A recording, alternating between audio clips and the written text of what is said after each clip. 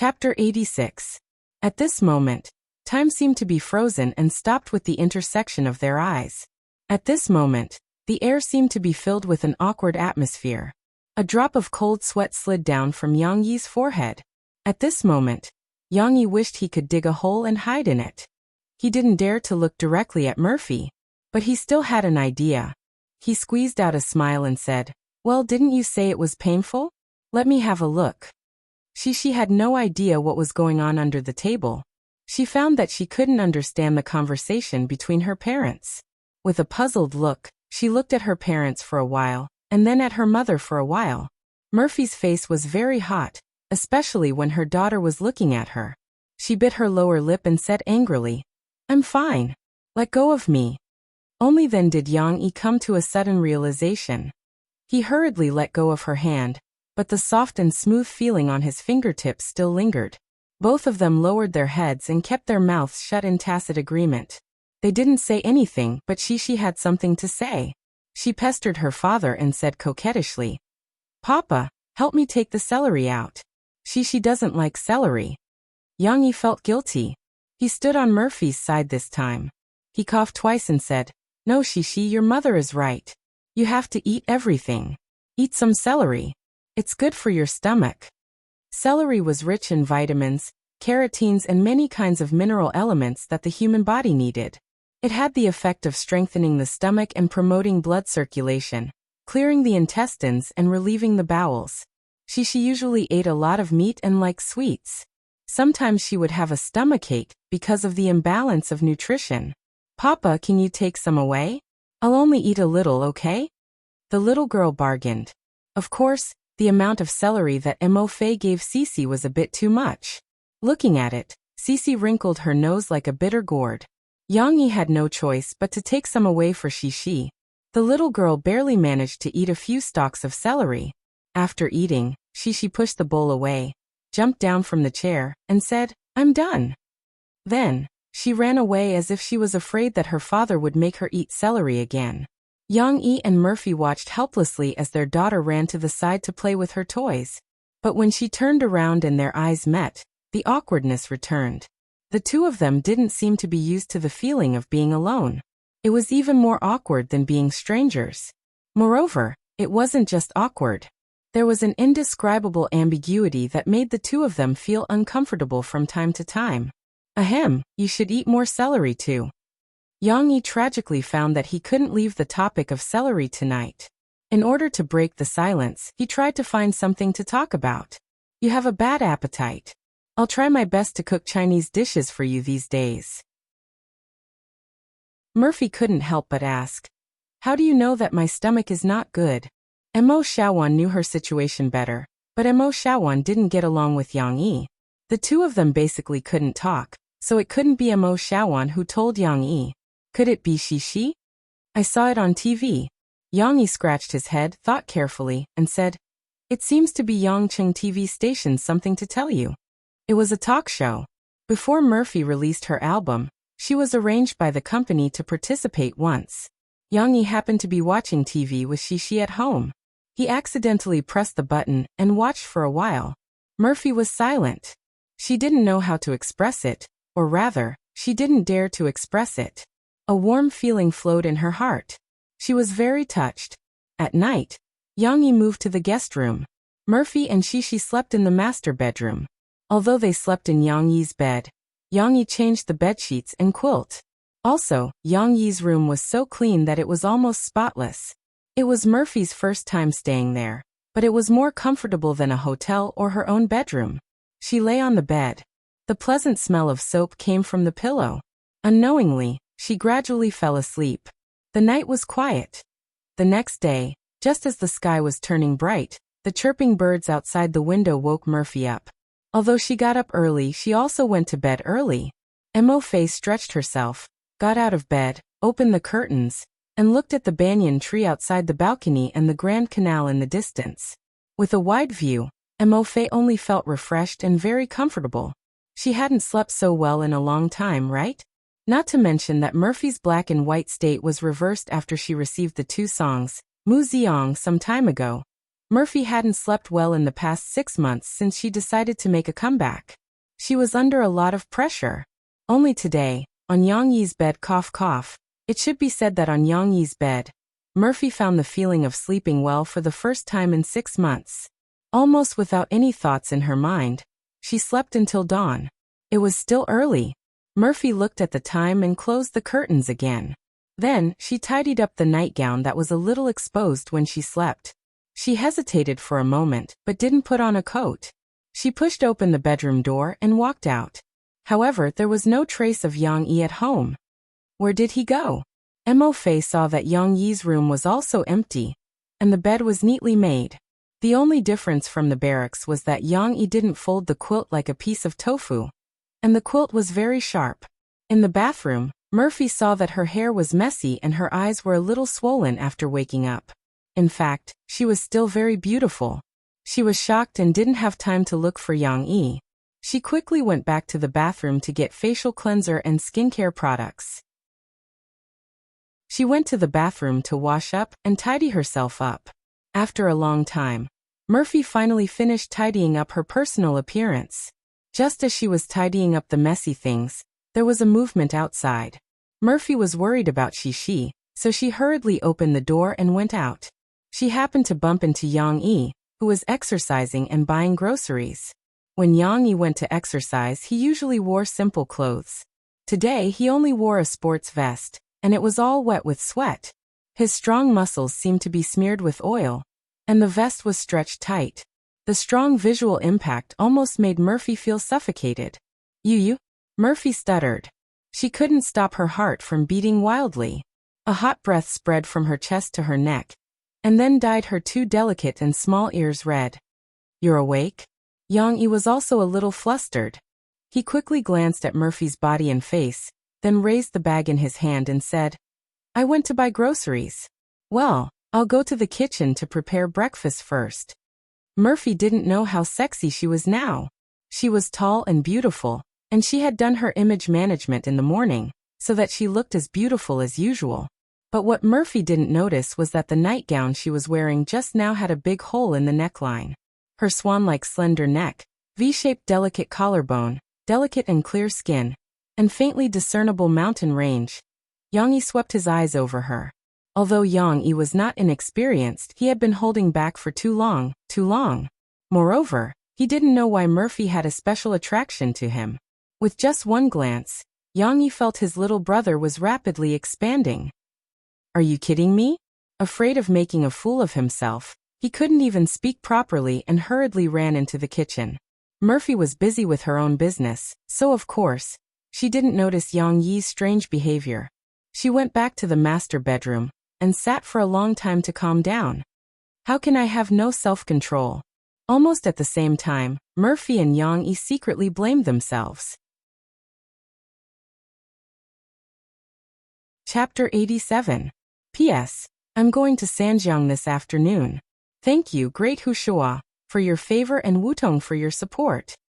This awkwardness had always existed faintly, but the two of them didn't like to express such extreme emotions. Therefore, when they sat together again, the two of them tacitly kept their mouths shut about what had just happened. Before lunch break, Murphy came to the guest room, which was Yang Yi's bedroom. She leaned against the door frame and said, Yang Yi, I want to discuss something with you. Yang Yi nodded and sat up on the bed. He wanted Murphy to sit on the chair, but Murphy didn't want to, so she just stood there. I think that it's time to let Shishi go to kindergarten. Murphy hesitated for a moment before saying this. Yang Yi frowned, so he subconsciously said, Why? Why do you want her to go to kindergarten? If you don't have time to take care of Shishi, then let her stay at my house. He didn't notice that his voice had been rising as he spoke. That's not what I meant. It's not because I don't have time to take care of Shishi that I want to send her to kindergarten. Murphy didn't expect Yang Yi to have such a big reaction. She was a little uncomfortable with Yang Yi's agitated appearance. Murphy explained very seriously, I'll arrange for Shishi to go to the best kindergarten in Jiangcheng, and let her receive the best bilingual education. She'll also have to learn music and drawing. If there was a word to describe Murphy, it would undoubtedly be Tiger Mother. She felt that she should receive the best education like she did when she was young. Moreover, she should develop in all aspects of morality, intelligence and physical health. If it weren't for the fact that she was too young, Murphy would probably have made she attend all kinds of training classes and learn all the 4 arts, just like other mothers. But Yang Yi didn't think so. Whether it was in his previous life or this life, in the memory of his predecessor, he had received the kind of carefree education. In fact, Yang Yi felt that learning was only forced by the requirements of the assassin profession. He took the initiative to learn, was willing to learn, and studied desperately to achieve his current achievements. He did not think that kindergarten could teach she anything at all. If he really took it out to practice, the teachers in the kindergarten who taught music, chess, calligraphy, and painting were really no match for him.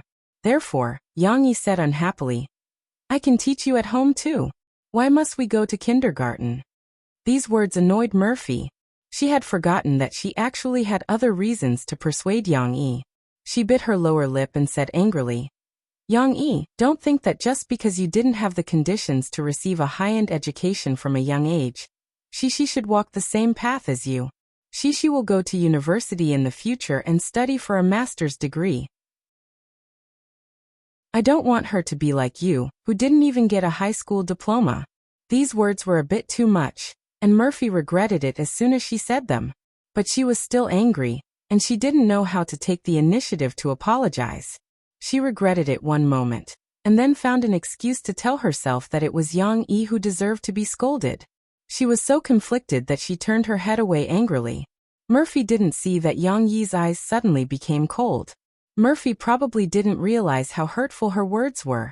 Yang Yi didn't know that the emotions of his predecessor had a huge impact on him.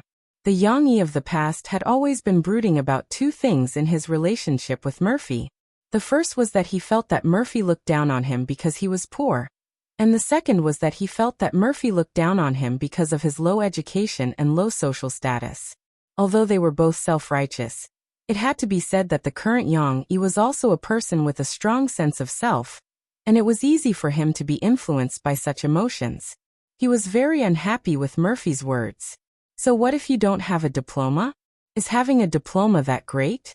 Yang Yi felt that in his previous life, he didn't even go to school and didn't even have a diploma. But in terms of ability, he was much better than those graduates from famous universities.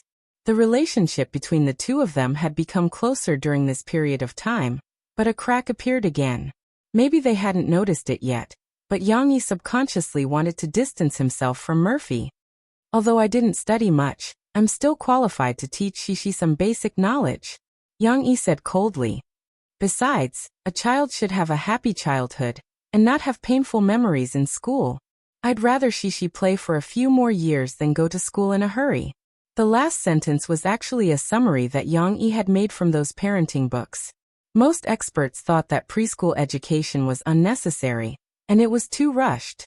It wasn't good for a child's physical and mental health. But Murphy wouldn't read the opinions of these experts. She was concerned about Shishi's future development. "Yang Yi, don't be so naive, okay? If she doesn't learn these things, she'll be far behind others when she goes to school." Murphy turned her head and said angrily, "It's like a 100-meter race. Your starting point is 10 or 20 meters behind others. How can you catch up?" Well, it seemed that today, Yang Yi and Murphy were bound to have a big fight on this topic. But just as Yang Yi and Murphy were in a deadlock, a little person poked her head out. "Ah, you're all here with Papa." The little girl with bright eyes and white teeth giggled. She was ready to go to bed, but after waiting for her mother to come back, she jumped out of bed curiously and ran out barefoot. Shishi's appearance immediately diluted the smell of gunpowder between Yang Yi and Murphy. Although Murphy was still brooding, she and Yang Yi put down the dispute at the same time. Her gaze fell on Shishi's feet and said angrily, "Shishi, you're not wearing slippers again." "Hee, I want to sleep with Papa." Shishi twisted her body and nimbly dodged her mother's hand. She laughed like a silver bell and ran toward her father. In the blink of an eye, she had already climbed onto her father's bed. Fortunately, Yang Yi wiped the floor clean every day. Although Shishi was barefoot, she was not too dirty. However, Yang Yi, a guy with obsessive-compulsive disorder, looked here, the corner of his mouth twitched, and he felt a little helpless. He would have to wash the sheets again later. Young Xiaoxi, come down, go back to sleep, Murphy ordered. She quickly got into her father's arms. She stuck out her messy little head, and then naughtily made a face at her mother. No, I want to sleep with Papa. Papa will tell me stories. I can tell you stories too. Murphy felt a little wronged. But Papa's stories are the best. Shishi's black gem-like eyes turned and she suggested. Mom, why don't you come too? We'll sleep with Papa together. Bah, children's words carry no harm, blown away by the wind. Murphy was blushed by her daughter. She even glared at Yang Yi, who had an innocent face, and turned to go out. Then you sleep with your Papa, I'm leaving. Bye, Mom. Shishi did not look back at all. She giggled and waved her hand, full of joy. This time, she could have Papa alone. Chapter 88. Murphy's vacation ended soon. She only stayed at Yang Yi's house for 2 days. Although the two had a lot of awkwardness in these 2 days, their relationship didn't develop further. On the contrary, because of the dispute over whether Shishi should go to kindergarten, Murphy's words caused a crack in their relationship. It was unknown how long it would take to mend this crack. But what was known was that at present, Yang Yi and Murphy couldn't reach an agreement on whether Shishi should go to kindergarten or not. Less than 2 days after Murphy left, Yang Yi received a letter from Harbor City. It was personally transcribed and sent by Chen Yijie. The content of the letter naturally couldn't avoid thanking Yang Yi for the support of the 2 songs, which allowed him to get the honor of platinum album early, and also allowed him to return to the ranks of super first-rate singers. On July 23rd, I'm going to hold a concert at Jiangqing's Hongrenfang Music Hall. I sincerely invite you and your family to come and watch. Chen Yijie also sent 5 concert tickets with the letter, all of which were VIP seats in the front row. It turned out that after Chen Yijie launched his new album, he also launched the plan of a national concert tour that had been suspended for 2 years. Harbor City was naturally the first and last stop, but he unexpectedly listed Jiangqing, which wasn't originally on the list, as the second stop. Obviously, he came to repay Yang Yi. Chen Yijie's original popularity was no less than Murphy's. Although he had reduced his activities in the past 2 years and concentrated on preparing his new album, his fans were more loyal than many celebrities. Coupled with the success of his new album this time, his popularity and limelight were unparalleled for a while. Before the concert tickets in Harbor City went on sale, there was a long queue outside several sales points. Then, in less than an hour, all the tickets were sold out. It was the same in Jiangqing. Not only the fans in Jiangqing, but also fans in Shanghai and other nearby cities came to buy tickets. There were even fans who couldn't get tickets in Harbor City, who flew thousands of miles away. The tickets for the concert in Jiangqing were also sold out in less than a day. This was the speed of the pre-internet ticketing era. After Yang Yi saw this news, he felt that if the tickets were sold online, they would probably be sold out in a few minutes. Because the tickets were so popular, Yang Yi felt that Chen Yijie's gift was too sincere. These 5 VIP tickets were closer to the stage than the inner hall. Even if there were no scalpers, the original price would be tens of thousands of yuan. Moreover, there were people who were frantically trying to buy it. Even if they had the money, they might not be able to buy it. But Yang Yi didn't need so many. So he and Shishi would at most be able to watch it, right? He couldn't possibly give Murphy the tickets of other celebrities, right? Take her to a concert? Yang Yi wasn't so heartless. Wasn't he deliberately trying to annoy Murphy? Yang Yi had already planned to send the remaining 3 tickets back to Chen Yijie. At this time, Guozi called. Brother Yang, hurry up and watch TV. It's Jiangnan Satellite TV. Don't ask me why. Watch it first, hee. In a burst of proud laughter, the little fatty hung up the phone. Yang Yi was a little confused, but he still turned on the TV. Shishi, who was playing with toys, saw this and ran over quickly. She snuggled up to her father and said sweetly, Papa, are you going to let Shishi watch cartoons? After Murphy came over, she corrected many of Yang Yi's bad habits of taking care of the children. One of them was letting Shishi watch too much TV. In the past, Yang Yi could be said to be obedient to Shishi. As long as the little girl didn't sit so close to the TV screen, He allowed Shishi to turn on the TV and press the remote control to watch it by herself. It turned out that as long as it was something attractive, the children's learning ability was very strong. Shishi could remember the operation of the remote control after watching it several times. But now Shishi's good days were over. According to Murphy's instructions, Yang Yi could only let Shishi watch TV for 2 hours a day at most. Moreover, these 2 hours had to be divided into 2 parts, and she needed to rest for a few hours in between. Therefore, Shishi looked at her father eagerly for the whole afternoon. Finally, her father turned on the TV. Not cartoons. Papa wants to watch Jiangnan satellite TV. Yang Yi was not as proficient as the little girl. He had to press the buttons one by one to find a local channel. Okay then. Shishi pursed her lips, but she didn't choose to go away. Instead, she hugged her father's hand and squeezed into his arms. Her big eyes were very clever. She looked at the TV for a while, and then looked at her father for a while. She was probably thinking about something in her heart. When Papa doesn't watch TV, will it be Shishi's turn to watch cartoons? Finally, they found Jiangnan satellite TV. The news anchor on the TV was introducing the results of this year's college entrance examination in Jiangnan province. At the same time, the cutoff score for liberal arts was announced. The results of the college entrance examination were announced the day before yesterday, right? Did Guozi want to tell Yang Yi how he did in the exam? But what did he mean by letting Yang Yi watch the news? Could he know whether he did well, or not just by watching the news?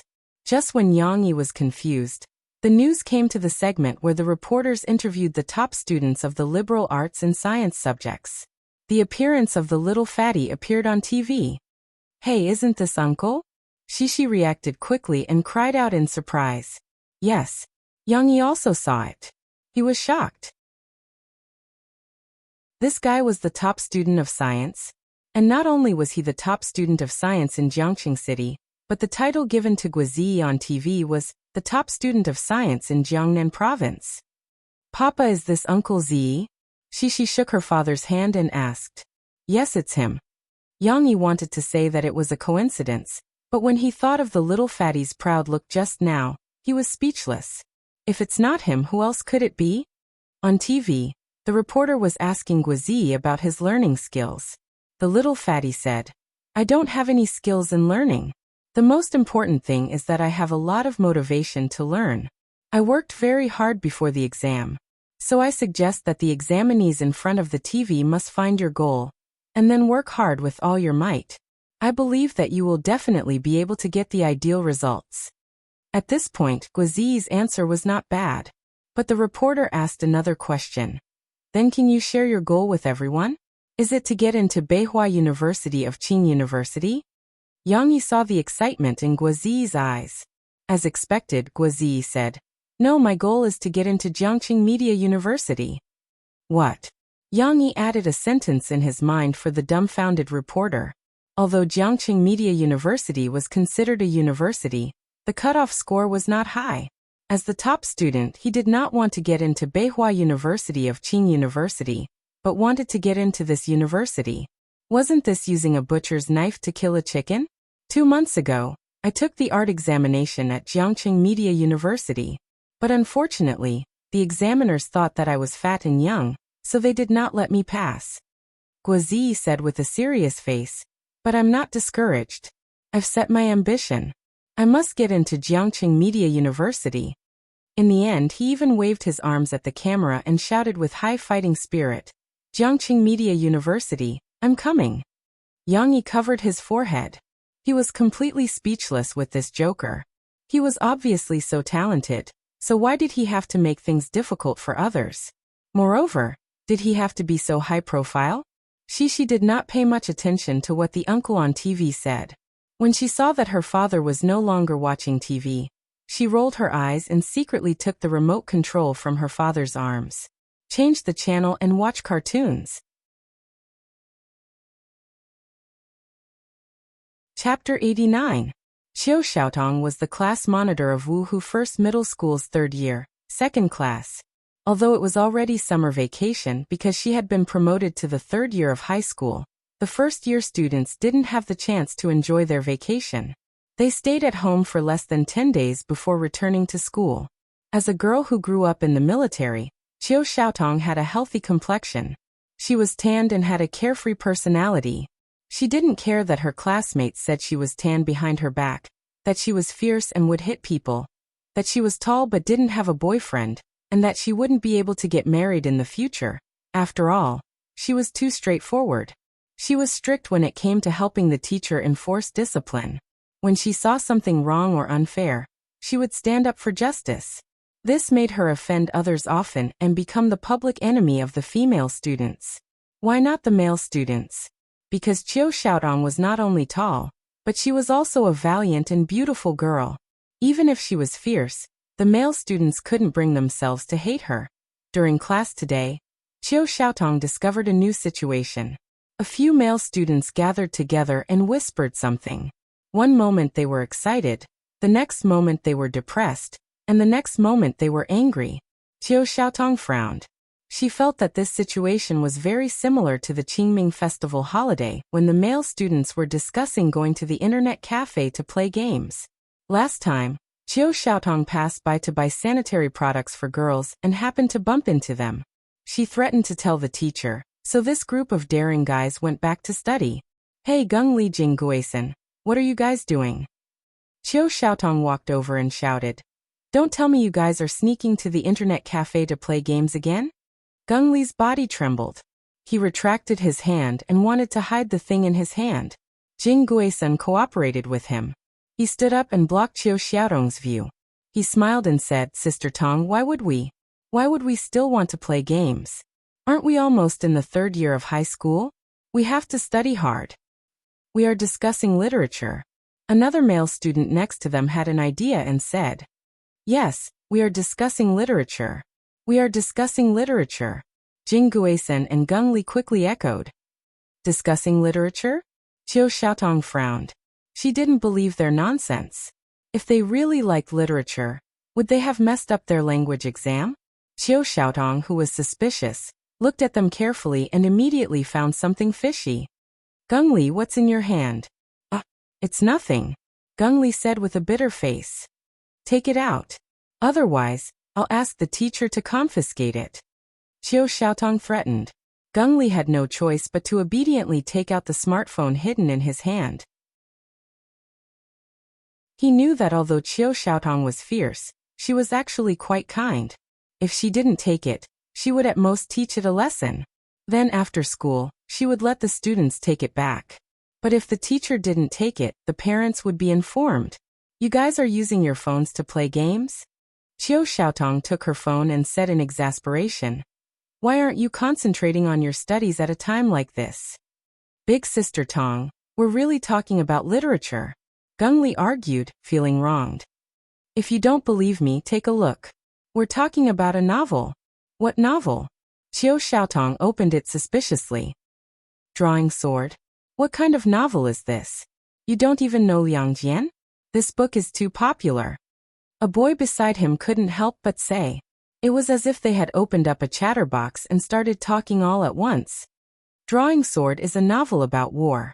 Li Yunlong is too awesome, Qiu Xiaotong had some understanding of the novel's popularity from their messy descriptions. There must be something unique and wonderful about it if it could make these boys so excited. I think you should read it, Big Sister Tong. Jing Guisan's voice was so loud that it suddenly drowned out the voices of others. He said, Big Sister Tong, isn't your family also a soldier? You'll definitely like this kind of military novel. I think Big Sister Tong might not like it. The author killed off the female lead, Gengli said weakly. But isn't there a female lead at the end? A boy next to him said. But why would a girl like such a playboy male lead? Gengli said. I told Lele about this book last time, and she didn't like it very much. How is our Big Sister Tong an ordinary girl? They started arguing among themselves again. Although she had not read it yet, the name of Drawing Sword was reflected in Qiu Xiaotong's mind after their argument. At night, Qiu Xiaotong returned to her home in the Jiangnan military region. She was indeed born into a military family. Her parents served in the frontier, so Qiu Xiaotong lived with her grandfather. Although her grandfather had retired, He still enjoyed the treatment of a high-ranking general as he was a high-ranking general. He had a small building with a garden and specially assigned guards. After finishing her homework, Qiu Xiaotong could not help but think of drawing sword that the boys were talking about. Qiu Xiaotong turned on her computer curiously and connected to the website that Geng Li gave her. Drawing Sword was written by Yang Yi. Qiu Xiaotong noticed that the author had also written a novel called Assault of the Soldiers. She was not in a hurry to read the book. Instead, she browsed through the book review section first. This was actually a bad habit because the book review section was prone to spoilers, and it was easy to be misled by some comments. However, the book review section of Drawing Sword was very magical. Fans of the book were spamming posts saying, "Don't let Li Yunlong be persecuted." P.S.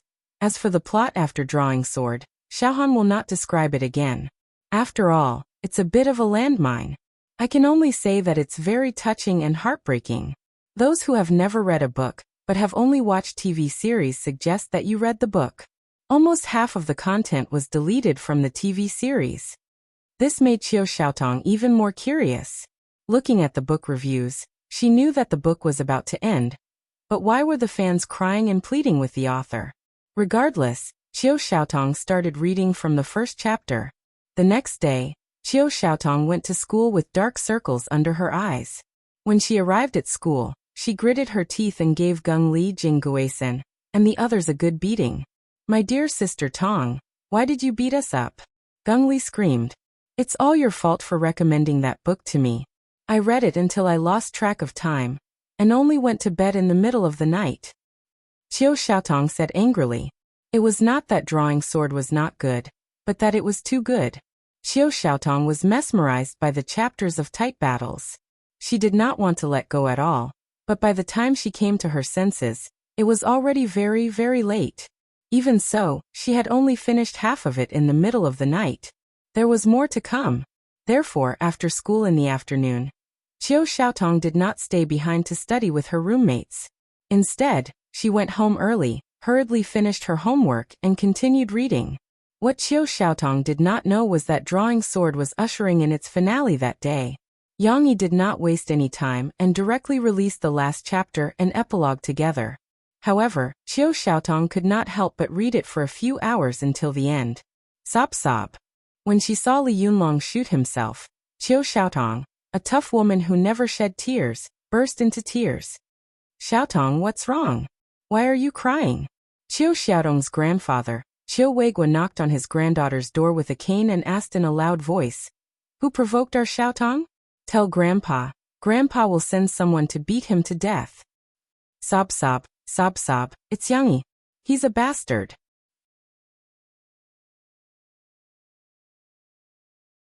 Chapter 90. Qiu Xiaotong's Yang Yi is a bastard was of course just a small misunderstanding. It did not bring any bloodshed to Yang Yi. General Qiu was old, but he was not muddle-headed. Instead, after his granddaughter's explanation, he developed a strong interest in Yang Yi's novels. It was not only Drawing Sword, but also Yang Yi's previous Soldier's Assault. Old General Qiu's blood boiled, and he could not help but applaud. Old General Qiu became Yang Yi's fan, and spurred the Jiangnan military region to learn Drawing Sword. They learned from Su Sandwa's spirit of not giving up and giving up, which allowed Yang Yi's upcoming physical book to find a large sales outlet. Of course, that was all in the future. The completion of Drawing Sword brought Yang Yi a high reputation and many times more income than Soldier's Assault. That gave him the money to invest in Sahara Online Bookstore. However, the editor, Chang Zi, was very nervous. He had been harassing Yang Yi for the past few days. "Oh my God, you finished writing your old book a long time ago. Why don't you have plans to start a new book?" If an editor of traditional literature dared to urge an author like that, it would definitely be unprofessional. After all, traditional literature needed time to brew. How could an author start a new book after finishing one? However, that was the case with online literature. In order to maintain its popularity, new content had to appear constantly to retain the attention of readers. However, Yang Yi was not an ordinary online writer. He was indifferent to Chang Zi's urging. "I don't have plans to start a new book yet. Let's take a break for a month first." "How can that be?" Changzi said anxiously. However, Yang Yi would not easily change his plan, so Changzi had to settle for the next best thing and said, "Then you have to tell us about the situation of the new book in the future. What's the theme and a general introduction so that we can arrange publicity for you and keep your popularity?" However, Yang Yi's next answer made Changzi want to die. "I don't have a general introduction, but I can reveal the theme. I plan to write about crime." "What?" Changzi was dumbfounded. "You're not writing about the military? Or are you going to write about military crimes?" "No, it's crime." "Oh right, I still have something to do, so I'll talk to you later. Bye." Yang Yi hung up the phone, leaving a messy Changzi alone in the office. Yang Yi wasn't trying to evade the responsibility. He really had something to do. Who asked Changzi to call him at such a bad time? Besides, Yang Yi couldn't be delayed for too long. Shishi was alone in the car. Although the air conditioner was on, it wasn't safe. After putting down the phone, Yang Yi returned to the cake shop and continued to describe to the staff. "The general style is like what I drew on the paper. You have to make it feel like ice." "Yes, I know it requires a lot of processes, but I also asked around for a long time before I found out that the craftsmanship here is more reliable. So as long as I'm satisfied, money isn't a problem." "That's right." Yang Yi was ordering a cake for Shishi. It was Murphy who told Yang Yi, so he knew that July 13th was his daughter's birthday. Therefore, in order to be able to prepare the first birthday party for Shishi, Yang Yi began to prepare 2 days in advance, including ordering a cake, buying some decorations, gifts, and so on. Of course, in order to give Shishi a surprise, Yang Yi certainly had to inform the cake shop to order a cake without telling Shishi. After dealing with it, Yang Yi returned to the car. Shishi was already a little impatient. The little girl pursed her lips and deliberately waited for her father to look at her after he got in the car. Then she turned her head angrily to express her strong dissatisfaction. Okay, Dad apologizes to you. I shouldn't have been gone for so long and made Shishi wait for so long." Yang Yi smiled. How could he not see the little girl's little tricks? "I don't want to talk to you," the little girl said angrily. "Why?" Yang Yi, an 8-foot-tall man, also became gentle in front of his daughter. He pretended to be wronged and asked. Shishi turned her head, and the expression on her little face was still very serious. "Because Papa, you said you were going to take Shishi out shopping to buy clothes, but in the end, you left her in the car and went shopping alone. Yang Yi, tell me, are you lying to me?" Shishi's serious appearance at the beginning made Yang Yi somewhat unable to restrain a smile, but the Yang Yi at the end made Yang Yi suddenly confused. This little girl, where did she learn Murphy's tone? She also learned it vividly. "Ahem, Dad just went to do something, and I didn't deceive Shishi," Yang Yi said with a wry smile. "Really?" Cece's heart wavered. Yang Yi nodded fiercely and said, "Yes, now is the time to go shopping." Shishi's expression eased. She sighed deeply and said, "Well, then I forgive you." The child's temper came quickly and disappeared quickly. Not long after Yang Yi started the car, Shishi pestered him and asked, "Papa, where are we going to play? Are we very close now? Are we going to buy a lot of clothes for Shishi?" Shishi seemed to have 100,000 questions, and she couldn't stop asking. In fact, children were quite annoying. Sometimes some questions were asked repeatedly. If you didn't answer in time, she would be like a repeater, repeating hundreds of times. Fortunately, Yang Yi's character was relatively patient, and he could endure Shishi's sometimes nagging like Tang Sanzang. In addition, he was really free, and he didn't get tired of answering the little girl's questions, and it didn't delay his own business, opening an unpopular coffee shop and writing novels. Although the main purpose of coming out this afternoon was to order a cake for his daughter, since he had promised to take Shishi shopping, Yang Yi didn't break his promise. This time, he didn't go to Haihong Shopping Mall in Binhai District, but to the pedestrian street in Wuhu District of the LC District, because the cake shop was in Wuhu District. Of course, the things sold in this pedestrian street were not as expensive as those in Haihong Shopping Mall. Most of them were small businesses, and most of the people shopping were residents of the LC District. In the past, Yang Yi was shy of money. If he had to buy some clothes, he would choose this pedestrian street. Therefore, Yang Yi wanted to take the nostalgic route when he came to shop this time. He took his daughter to stroll around shop after shop. She was a feast for the eyes, but she didn't buy anything, because there were not many children's clothing stores in this pedestrian street. Instead, a jewelry store attracted Yang Yi and Shishi to stop. Do you like this? Put it on, and you will really look like a little princess. Yang Yi smiled and took off a silver crown with beads, and put it on Shishi's head. The price was very cheap. There was a price tag of 20 yuan on the shelf, and Yang Yi knew that if he was willing to bargain, there would be a maximum of 10 yuan. It could be seen that this crown couldn't be made of metal. At most it was plastic, and the beads were the same. They were all glossy plastic beads. However, Shishi still liked it very much. She looked in the mirror and lifted her small skirt with interest. She was very proud of herself. We'll take this. Yang Yi smiled and handed the shop owner the money. It was okay to be nostalgic, but Yang Yi didn't like to bargain. After all, he wasn't who he used to be.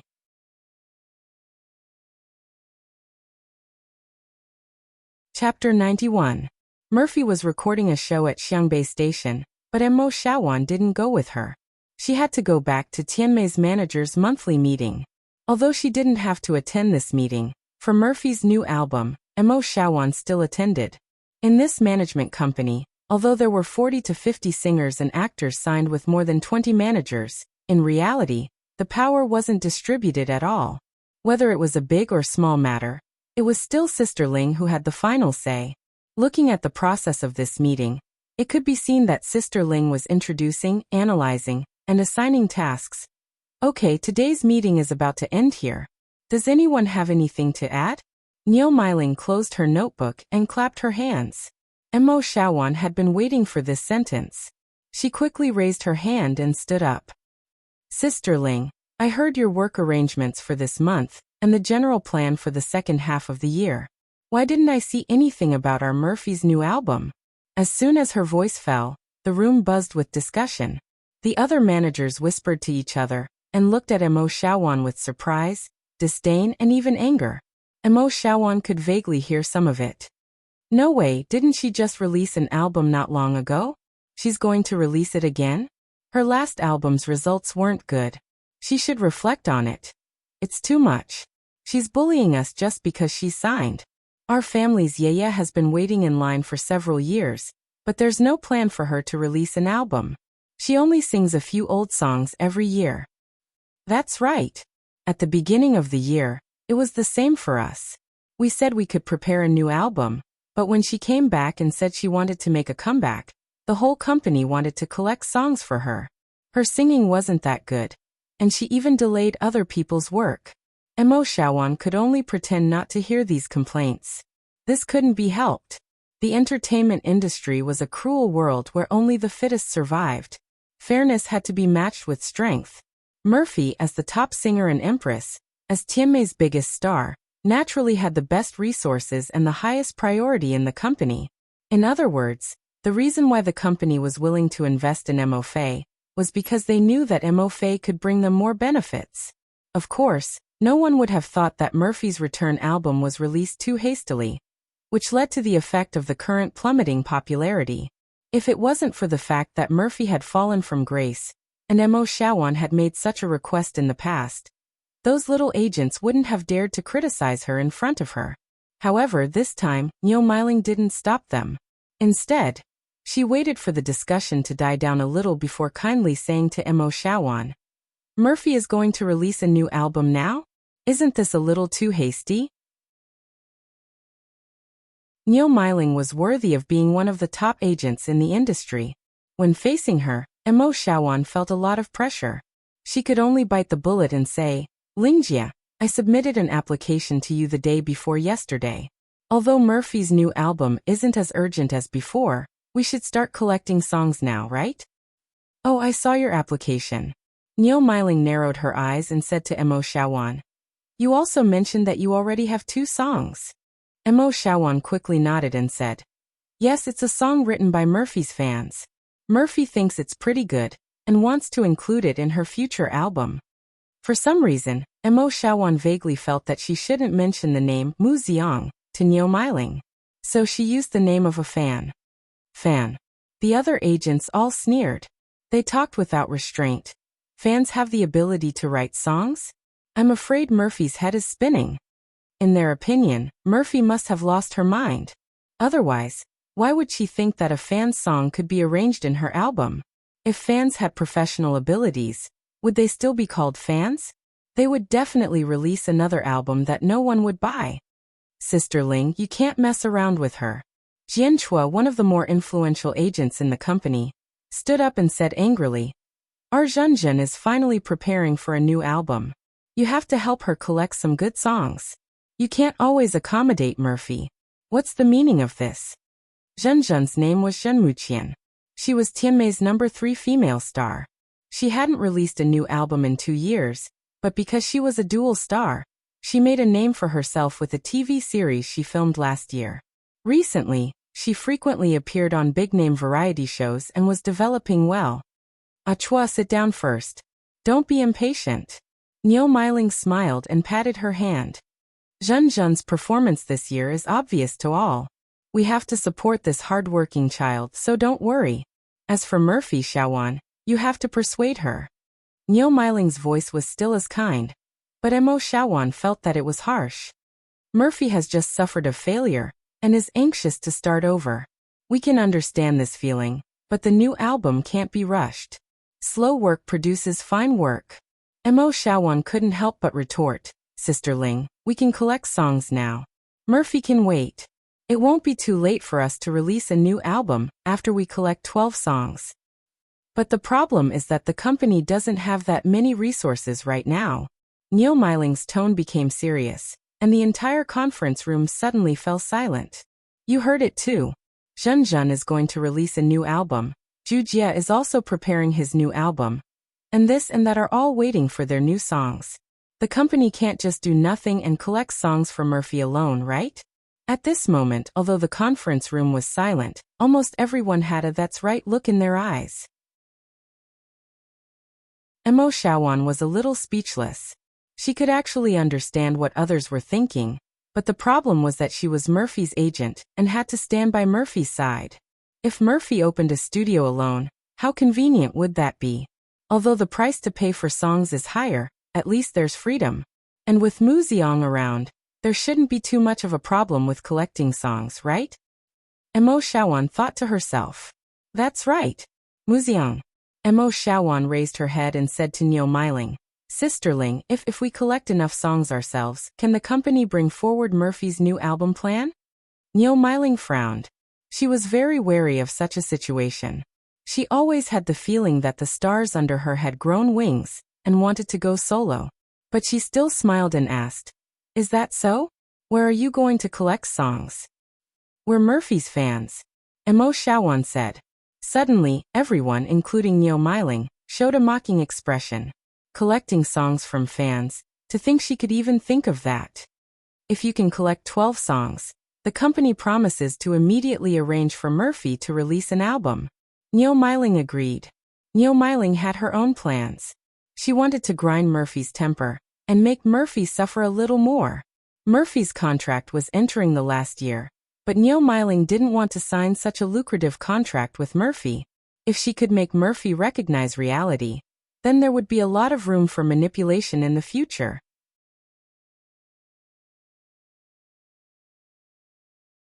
Chapter 92.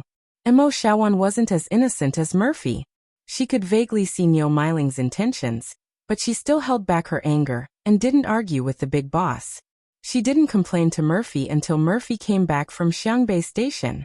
Sister Fei, I think we should wait until the contract is over and jump ship, or open our own studio. Mo Xiaowan said angrily.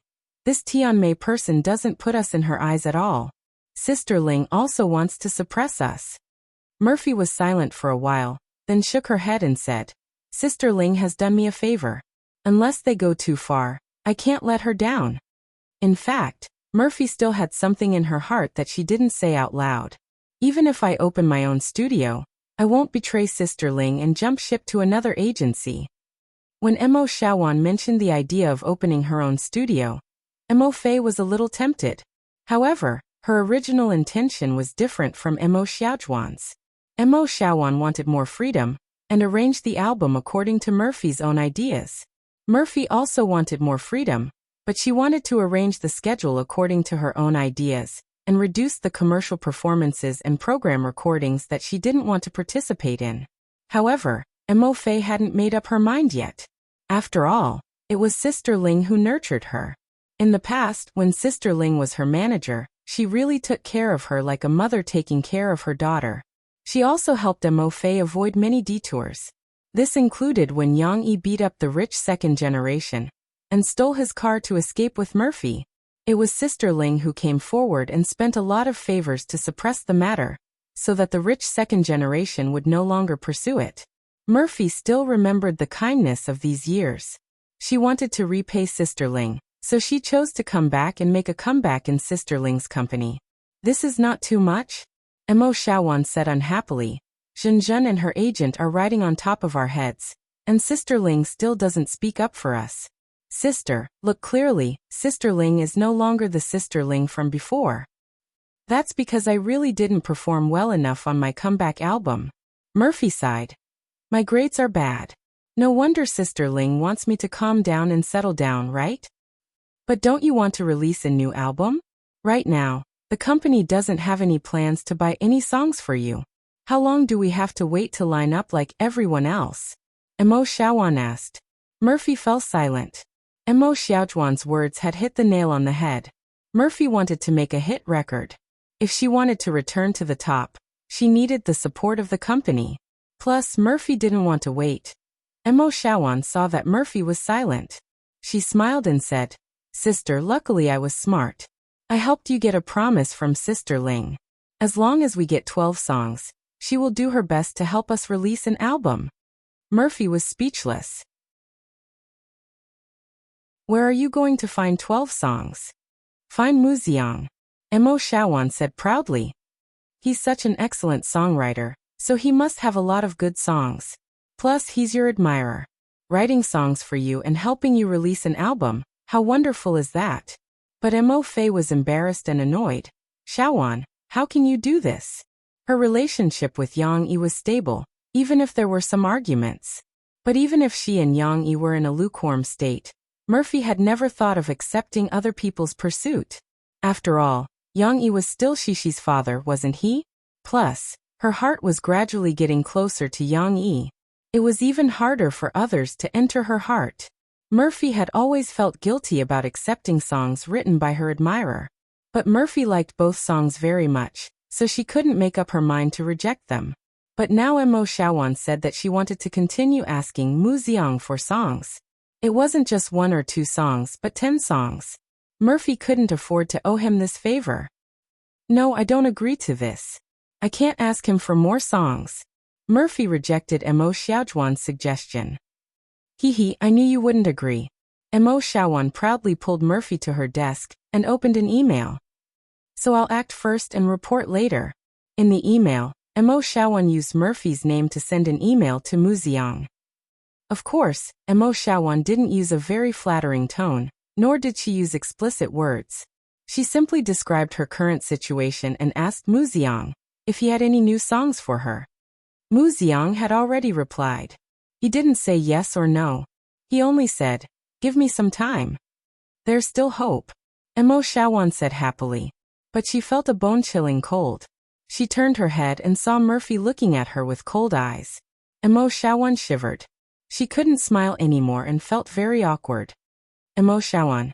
Murphy said word by word. Who gave you the right? You sent him an email without my permission? Did I say I was asking for it? The new album can't be released now, but I can wait. But I won't allow you to ask him for songs. Because Mu Xiang was a man. Murphy didn't want to have too deep of an entanglement with him. She also didn't want this to affect her relationship with Shishi's father, because of this matter. Mo Xiaowan panicked. Although she knew that Murphy, as her cousin, wouldn't fire her, she was still a little anxious when faced with Murphy's anger for the first time. Sis, I was wrong. This time, I didn't think it through. Mo Xiaowan lowered her head. Her voice was weak and she felt wronged. Next time, I'll definitely do things according to your request. I won't act first and report later. Murphy bit her lower lip.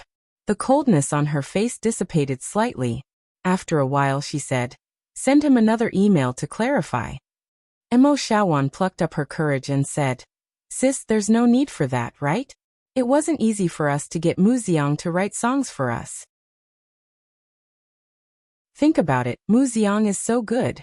Who knows, maybe he can write better songs than the previous two." Murphy was stunned for a moment. This time, she wasn't as determined as before. Mo Shawan saw that there was hope, so she quickly said, "How about this? We don't need to clarify in the email. What I said was the truth. But if we have the chance to meet Mu Xiang in the future, I'll apologize to him. Right now, we can't pin all our hopes on Mu Xiang. I'll go to the Copyright Association's website and pick new songs one by one. It's okay even if it's a little tiring. I don't believe that we can't get 12 songs." Mo Shawan patted her chest and said, "This method was the stupidest. After all, in the environment where copyright protection was very good, there were many domestic songwriters. Every day, thousands of songwriters were uploaded and recorded on the Copyright Association's website, but most of them were terrible songs. Trying to find a good song among so many songs was like looking for a needle in a haystack. Moreover, they might have to compete with many companies in the process. If they were slow, they might not get it. But even if it was the stupidest method, it was the only way for independent musicians." Murphy sighed and said, "Don't do it again. I'll pick with you."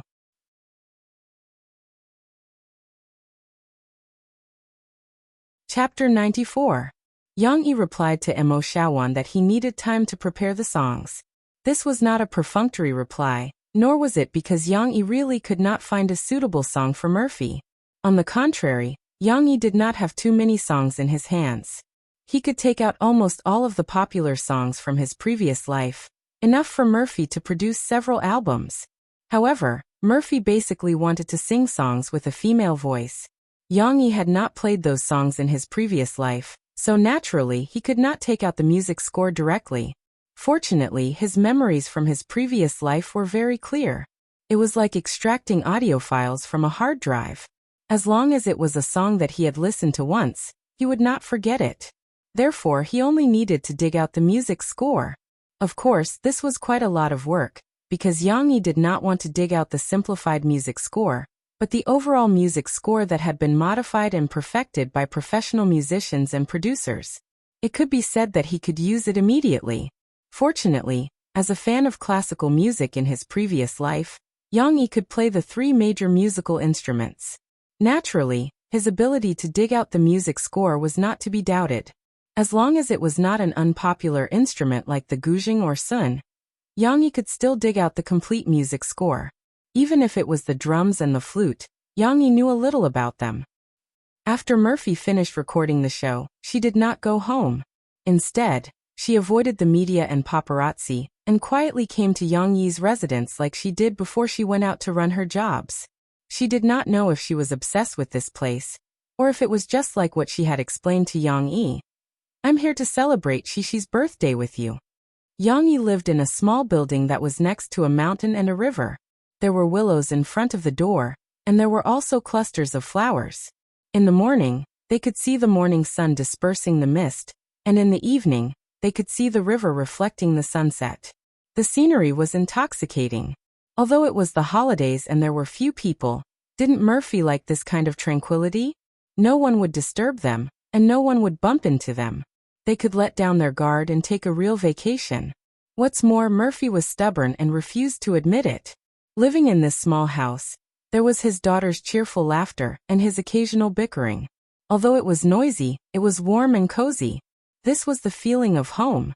One day before Shishi's birthday, Murphy and Yang Yi took action. The two of them avoided Shishi and went to the balcony to discuss while the little girl was watching TV. "Where do you plan to set it up?" "It's in the coffee shop on the first floor. I've been closed for a few days, so I left it for Shishi. The first floor is full of transparent glass. Don't be afraid. There's basically no one here at night. Besides, if we did it in the living room on the second floor, wouldn't Shishi have found out? All right then, where's the cake?" "I've already ordered the cake. Tomorrow night, help me stall Shishi. I'll ask the cake shop to send it over." It'll be sent to the first floor first. Last time you told me on the phone that you spent tens of thousands to order the cake. I don't have a choice. I want to make a snow castle for Shishi that she wants to see the most. I even specially gave the design to the cake shop. But it's very complicated to make, and they have to make a few samples to try first. After all this, the cost is very high. Alright, according to what you said, it's not very expensive. But do you have enough money? Murphy was still a little worried about Yang Yi's wallet. Hey, don't underestimate me.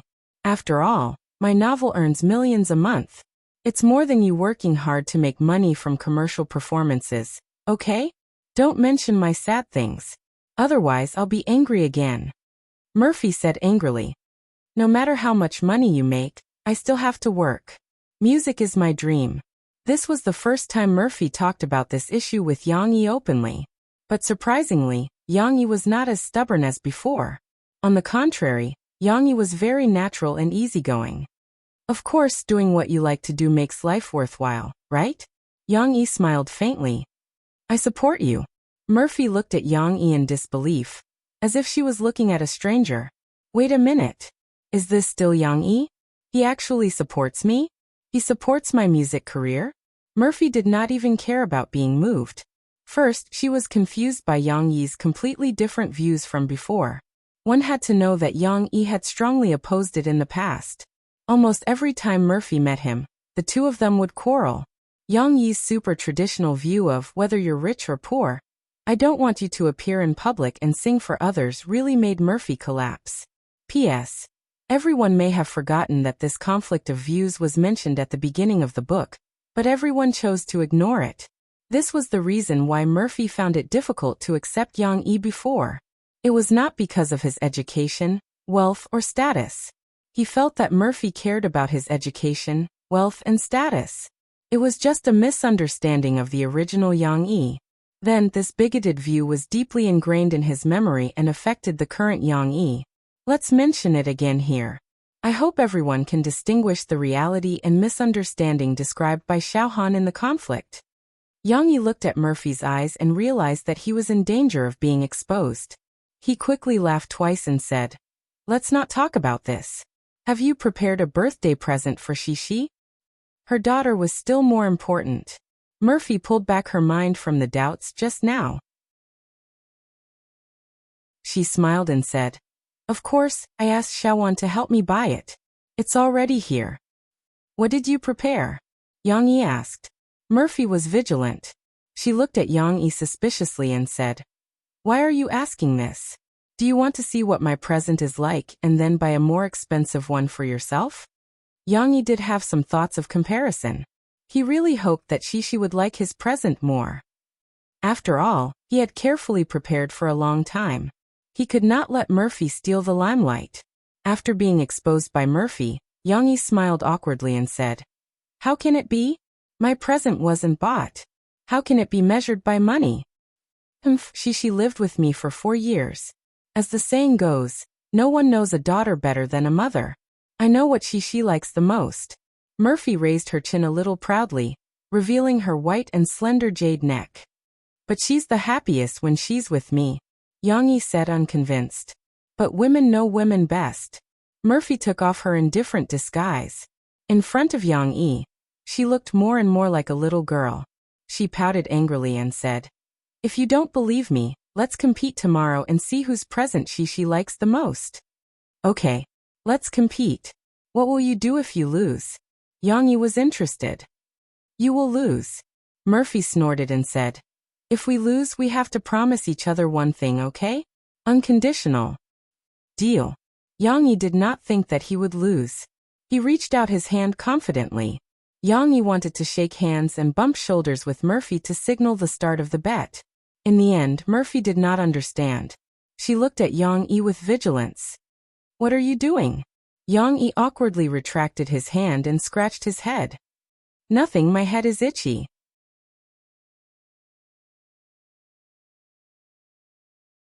Chapter 95. If there was someone standing in front of Yang Yi, he would definitely punch that person until his own mother couldn't recognize him. F***ck Yang Yi, what bad things have you done? In the afternoon, When Yang Yi was busy decorating the venue for his daughter's birthday party, the boss of Sahara, Mr. Fu Jun, who often had a wild imagination, called. He started to make a fuss. "The soldiers are here." These words scared Yang Yi so much that he almost wanted to pack up his things and run away with his daughter and Mo Fei. Although Yang Yi's body was that of a retired soldier, his soul was that of a transmigrated killer. When the soldiers came, Yang Yi's first reaction was to be surrounded. Just like in his previous life, he was hunted down by the NSA, MI5, FSB, and DGSE. If he didn't run fast enough, he would have been dead. But obviously, this was a misunderstanding. In this life, Yang Yi knew his place. The only illegal thing he did was to expose Luo Jinrong. Yang Yi had cleaned up his tracks, so no one would be able to trace it back to him. Plus, no one would be able to find trouble with him. "Haha, are you scared? Relax, relax, I'm just joking with you." Fu Jun, this annoying guy, exaggerated the truth, lied about the military situation, and laughed proudly. "What is it? If you have something to say, say it." Yang Yi really wanted to beat someone up. Unfortunately, Fu Jun was not in front of him. He could only recite the great compassion mantra.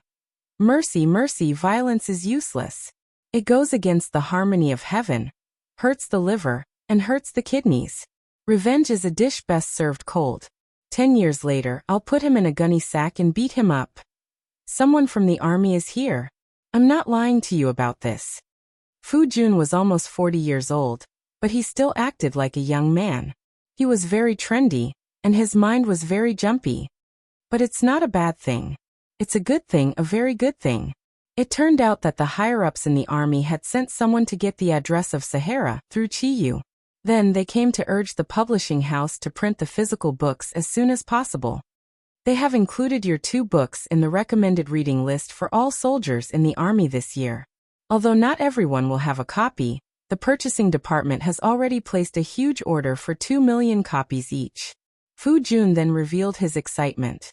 "Yang Yi, do you know that you're famous? 2 million copies sold before the book was even released. 2 million copies in this world's physical book sales record was only a small number. After all, to be in the top 100 sales of Chinese books, at least tens of millions of copies. But before it even went on sale, there were already 2 million copies. This result could be said to be a pleasant surprise." With a good start, Fu Jun began to look forward to what kind of explosive results it would have when it was actually released. "So, what did you do? Why would the army give us such a big order?" Fu Jun was dying of curiosity. But Yang was Yang of Spi? He was at a loss and replied helplessly. "You're asking me? Who am I supposed to ask? Could it be that his identity was exposed? Yang Yi's name was seen by the previous leaders of the army, so they gave him compensation? Of course not. A few days ago, after Qiu Xiaotong explained the misunderstanding of Yang Yi as a bastard, she recommended drawing sword to her grandfather. The old man could not read the computer, so Qiu Xiaotong asked the guards to print it out for her grandfather. Although General Qiu Weigua did not participate in the war against the Japanese, he was born in that era of war. His father and grandfather were also soldiers and officers who sacrificed themselves in those wars. Although the characters and plot described in Drawing Sword were fictional, the fiction was very realistic. Qiu Weigua's eyes were filled with tears and his blood was boiling. He could not help but take out the military knife he had treasured before, pulled it out shakily and roared, "Kill the Japanese!" His roar scared the guards, thinking that something serious had happened. After a moment of panic, they had to call the medical staff to check on the old man's body. They were afraid that his blood pressure would increase due to the excitement, which would be troublesome if something happened to his body. Qiu Weigua was not satisfied after reading it himself. He called his old comrades and some old generals of the Jiangnan military region to read it together, and discuss the plot. They even discussed how they should fight the battle, and if his wife was captured, would he fire the cannons to blow up both the Japanese and his wife? Drawing Sword was not enough, so Qiu Xiaotong quickly recommended soldiers' assault to her grandfather. If the main rhythm of Drawing Sword was hot-blooded, then the main rhythm of soldiers' assault was inspirational. Inspirational did not have much effect on these generals who were used to hardships, But they saw the real life in the military camp and the growth of a real soldier in the book. This must be a book written by a retired veteran. It's so realistic. General Lu Pengjiu, the younger of the old generals and the current deputy commander of the Jiangnan military region, lamented. The first paragraph made my scalp tingle. It reminded me of when I first joined the army. General Lu Pengjiu was a typical example of a soldier who rose to become a general. He used to be a soldier in the countryside, but after joining the army, he was caught up in the frontier wars. He repeatedly made military achievements and rose through the ranks. Later, he entered the era of peace and became the deputy commander of the Jiangnan military region. Although his experience was different from Su Sandua's, General Lu Pengjiu could understand the feelings and thoughts of the grassroots troops and frontline soldiers. Therefore, he could tell at a glance that the book was extraordinary. After all, it was revised by Yang Yi. Drawing sword should be promoted in the army. An old general about the same age as Qiu Weiguo waved his hand and suggested loudly, "We soldiers in peacetime lack the spirit of drawing our swords written in this book. No matter how strong the enemy is, no matter how good the enemy's equipment is, no matter how difficult the battle is, our troops must fight bravely.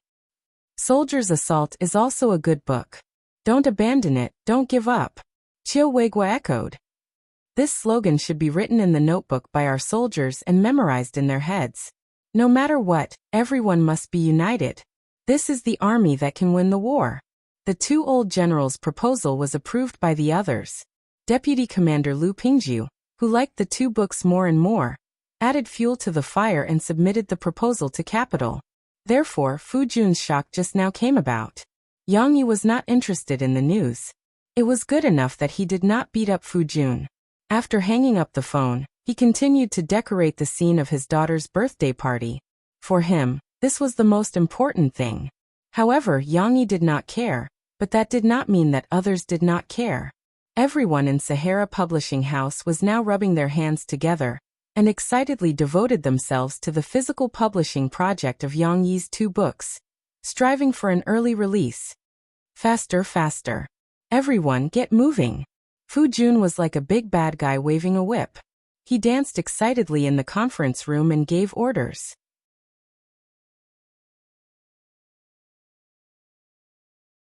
Chapter 96. Papa is very strange today. He doesn't play with Shishi anymore. Shishi sat on the Persian carpet in the living room with her big bear cat, baby in her arms.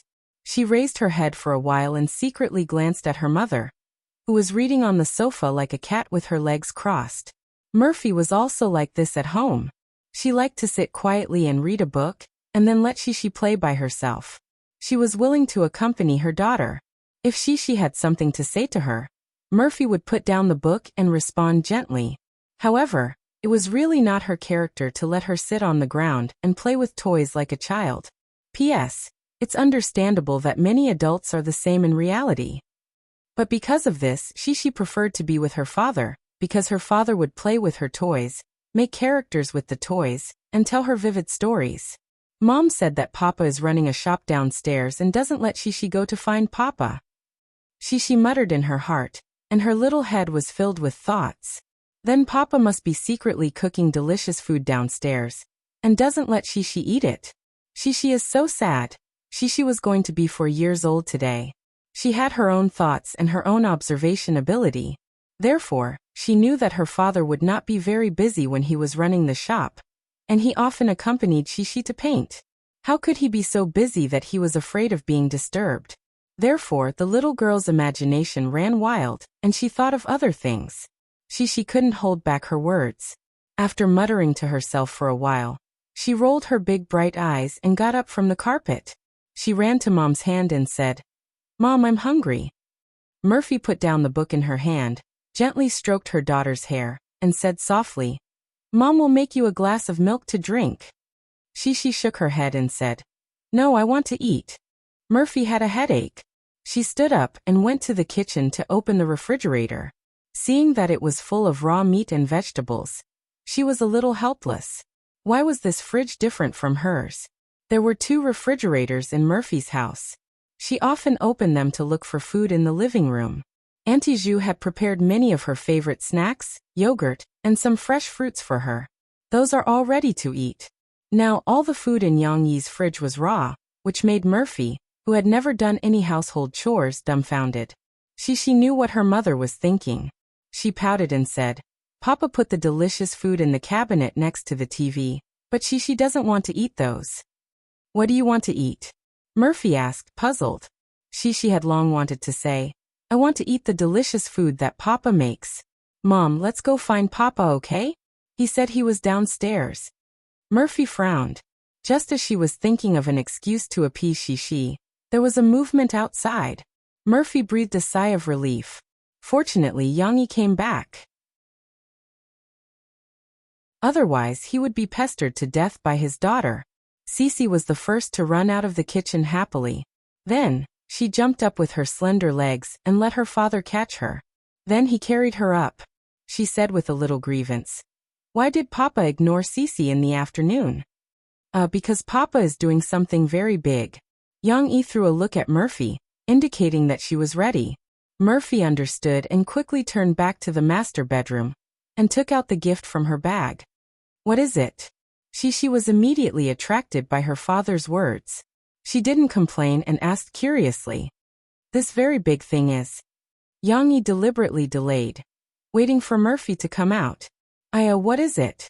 She held her father's face with her white and tender hands. She tried to turn around and said, I'm so anxious. What is it? Papa will take you downstairs to see it. Yang Yi saw Murphy come out and said with a smile. Okay, let's go see it. She anxiously twisted her little butt. Can we go now? Yang Yi asked Murphy. Murphy raised her hand, pushed a strand of hair that was blown by the wind back to her ear, and nodded. It was already 7 o'clock in the evening. Although there was still a faint afterglow of the setting sun on the horizon, the sky was already dark. The coffee was also dark, like a black hole. She had already come down from her father's arms, but when she saw this, she was scared and squeezed to her father's feet. She even used a small hand to grab her father's trousers and said timidly, Papa, I'm scared. Don't be afraid. Wait for Papa to go in and turn on the light, then everything will be fine, Yang Yi said with a smile. But at this time, he suddenly felt that his shirt was tightened. He subconsciously turned his head and saw Mo Fei's face that was a little pale due to nervousness, and her left hand that was gently holding a small corner of his shirt. Yang Yi froze for a moment. She was also scared. Murphy happened to meet Yang Yi's eyes. She saw the surprise in Yang Yi's eyes. She blushed, quickly released her hand, and then turned her head to the side. How old are you? Still scared? Yang Yi, this idiot, said with a smile. He really touched the pot that didn't boil. Murphy angrily rolled her eyes at Yang Yi, kicked him, and said angrily, Why aren't you opening the door? Shishi's little body was relatively low, so she didn't raise her head to look. She didn't know what was going on. She thought her father was talking about her. How old are you? Shishi said in a daze. I'm 3 years old, but it's so scary. Murphy and Yang Yi, who were fooling around, heard Shishi's words and were stunned for a moment. Then, they looked at each other and laughed. After opening the door, Yang Yi didn't press the light switch, but directly pushed the switch. Suddenly, the coffee shop lit up like a flash bomb. Mo Fei and Cece were caught off guard for a moment, so they were both flashed. It took them a while to see clearly. Wow! Shishi was the first to exclaim. The colorful lights in front of the bar were pulled up and flashed. If the incandescent lights were turned off later, it would look like little stars in the night sky. And on the line of the lights, there were strands of colorful ribbons hanging down, with triangular flags hanging in between. On the surrounding ground, Yang Yi used balloons of different colors to form a border. On one side, there was a triangle of 4 balloons, and on the other side, there was a cube of 8 balloons. Not only that, but the bar was also decorated with rainbow stickers and white balloons to form the shape of the sky. Inside the bar counter, there was a large white blackboard with the words, Happy 4th birthday, Yang Shi pasted on it with colored paper. It's so beautiful. Of course, she couldn't fully understand these words, but she recognized her name and curiously ran over to take a closer look. Shishi, today is your 4th birthday. Murphy smiled. She walked over, took the little girl's little hand and said, "After tonight, you'll be 4 years old. Is this all for Shishi's birthday?" Shishi's mother used to celebrate her birthday for her, but her memory was a little blurry. Shishi only remembered that there had never been such a big occasion. She asked excitedly, "Yes, your father prepared all day." Murphy turned to look at Yang Yi. In fact, it was also her first time seeing the results. She couldn't say that she was particularly shocked, but she could see Yang Yi's efforts in every aspect. Murphy's eyes also shone with a touched light.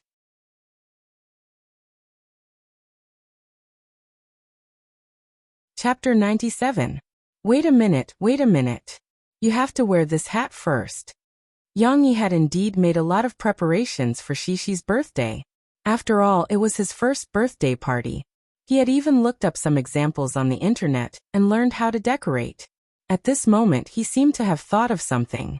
He hurried to the nearby basket and picked up a few hats. Shishi wants to wear this. Yang Yi's right hand was holding the artificial crown that he had bought with Shishi the other day. Although it was cheap, under the light, it was sparkling and looked like a real princess's crown. "Mom, is Shishi pretty?" Shishi smiled sweetly and let her father put the crown in her hair. She didn't dare to move her neck and could only turn her body. "Very pretty. My little princess. By the way, Yang Yi, I think we can take a picture here as a souvenir." "Keep it as a souvenir." Mo Fei patted Yang Yi's arm and said intimately. "Yes, but wait a minute." Yang Yi was still holding two conical hats in his left hand. He put one on first and then gestured to Murphy.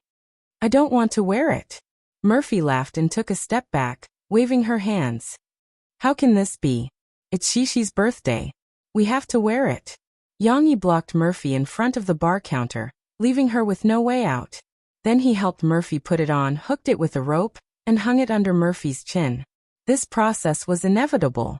Yang Yi's fingertips brushed across Mo Fei's chin, feeling the delicate texture of her skin, and looking at her blushing cheeks. She was as beautiful as a painting. He was so mesmerized that he forgot to retract his finger. Mo Fei also leaned against the bar counter in a daze, looking up at Yang Yi. At such a close distance, Murphy could almost feel Yang Yi's breath.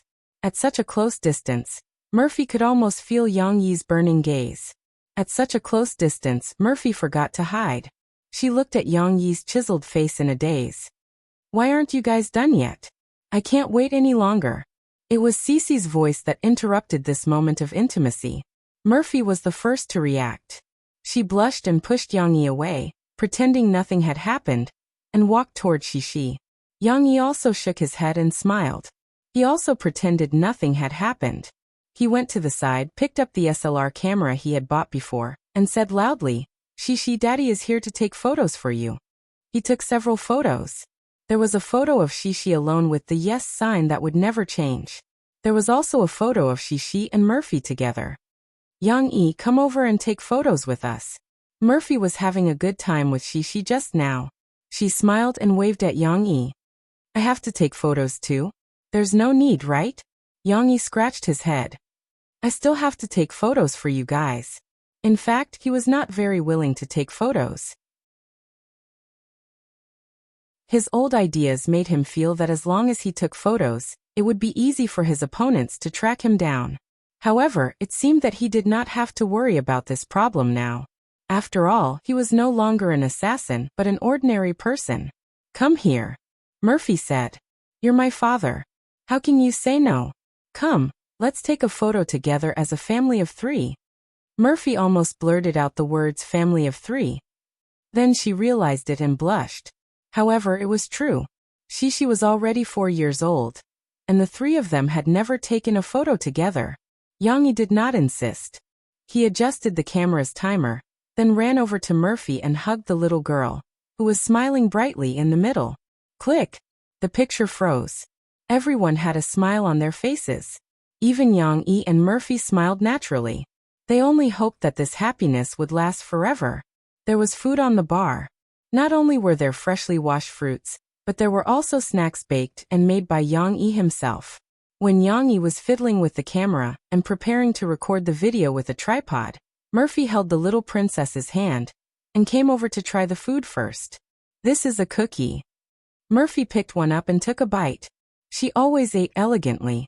She only took a small bite, and her left hand was still under her chin, for fear that some residue would fall out. Oh, delicious! Mo Fei liked Yang Yi's craftsmanship very much. This cookie was not only exquisitely made, but it also looked as good as the ones in the cake shop. Moreover, it was crispy and sweet, and the texture and taste were just right. Moreover, she liked the cranberries mixed in it. It was a little sour, but it was especially delicious. I want one too. She was anxious. She couldn't reach it unless she climbed onto the chair. However, Yang Yi had moved the chair away to set up the bar. Murphy smiled and handed one to the little girl. She said, "You can't eat too much. There will be more delicious food later. If you are full, you will regret it." There's more delicious food? She was eating happily and had a great appetite. However, after hearing her mother's words, she hesitated to finish the cookie. Of course, Yang Yi's snacks were not only cranberry cookies, but also colorful glutinous rice cakes. These glutinous rice cakes were very interesting. The green ones were mixed with green tea powder, the pink ones were strawberry flavored, and the yellow ones were mango flavored. Of course, they were filled with red bean paste. There was also a white one with a purple heart, purple potato filling. Just as Murphy and Shishi were tasting the snacks, Yang Yi came over with his guitar. He even pretended to adjust the microphone and stand.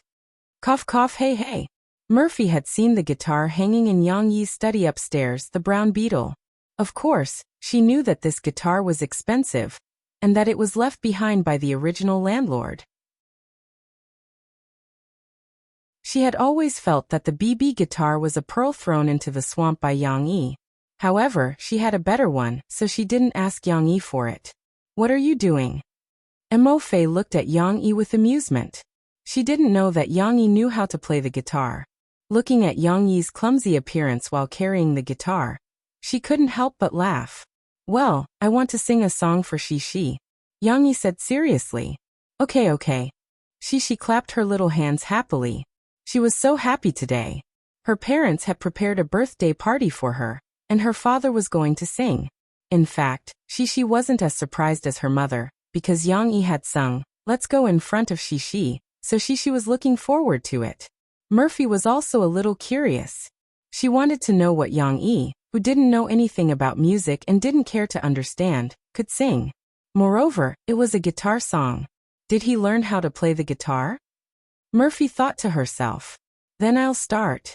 Yang Yi put the microphone back on the stand, and then began to pull the strings of the guitar seriously. 565-17. A light, simple rhythm sounded. Murphy paid attention to Yang Yi's right hand fingering. It still seemed a little stiff, but this simple repetition with only a few changes in the melody was indeed enough. But the way he pressed the strings with his left hand was not bad. He really did learn it.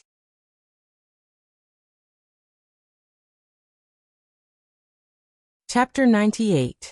Just when Murphy was secretly surprised that Yang Yi really learned how to play the guitar, Yang Yi had already started his singing. Happy birthday to you, happy birthday to you, happy birthday to you, happy birthday to you. When the first line was sung, Murphy was a little surprised. There was also a birthday song in this world, but it wasn't sung like this. The expression was a bit implicit, a bit like the kind of, "I wish you good fortune and longevity," in the old Cantonese songs. It wasn't as straightforward as Yang Yi's. However, when she heard the second and third lines, Murphy was happy. This Yang Yi really. Why did he repeat the lyrics? Yes, the birthday song was so simple. There was only one line of lyrics, and then it was simply repeated. There was only a slight change in the tone. However, Shishi liked this kind of simple repetition. Simplicity was in line with the acceptance of her age. For example, "Let it go." Shishi had learned from her father for a long time, but she could only sing the sentence, "Let it go." Happy birthday. After repeating it a few times, Shishi could clap her small hands and hum with a smile. Yang Yi's interest was piqued. She repeated it once and changed it to English lyrics. Happy birthday to you, happy birthday to you. Murphy was stunned. It was really the first time she heard Yang Yi speak English. Although it was a simple repetition, Yang Yi's pronunciation was very clear. especially the pronunciation of the theta in the middle of the phonetic symbol. Many people who learned it couldn't pronounce it correctly. He also knows English? Murphy felt that her understanding of Yang Yi had been greatly subverted today. She didn't doubt that Yang Yi didn't learn English. After all, Yang Yi dropped out of high school to join the army after less than a year. At least he had taken English classes in junior high school, right? But Murphy knew that with Yang Yi's disdainful attitude towards English and foreigners, he might have already forgotten how to speak English after so long. But now Yang Yi was singing an English song, which made Murphy confused. This series of surprises made Murphy forget to investigate who wrote this song. She had never heard it before. However, sometimes women would let their imaginations run wild, which was not necessarily a bad thing. Just like Murphy now, she found the answer for Yang Yi herself. Did he change for me? Naturally, she was too embarrassed to ask this question. However, when she thought about how Yang Yi's personality had become better and better over the past 2 months, Murphy's heart, which was no longer a young girl, started to pound like a little deer.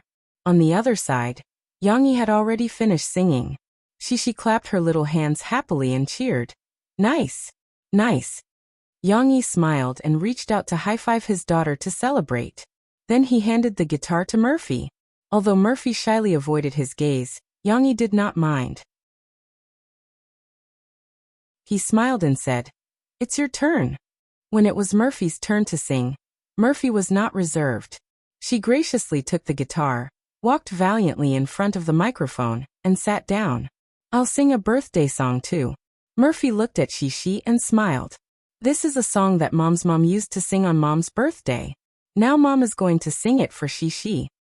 Murphy's string of Mom sounded like a jingle, which made Yang Yi suddenly think of the crosstalk routine in his previous life. A llama came from the east, a mute came from the west, and the llama carried 5 caddies of tarts in his hand. In an instant, it was out of character. "I like listening to Mom's songs." Shishi smiled sweetly. Today was really great.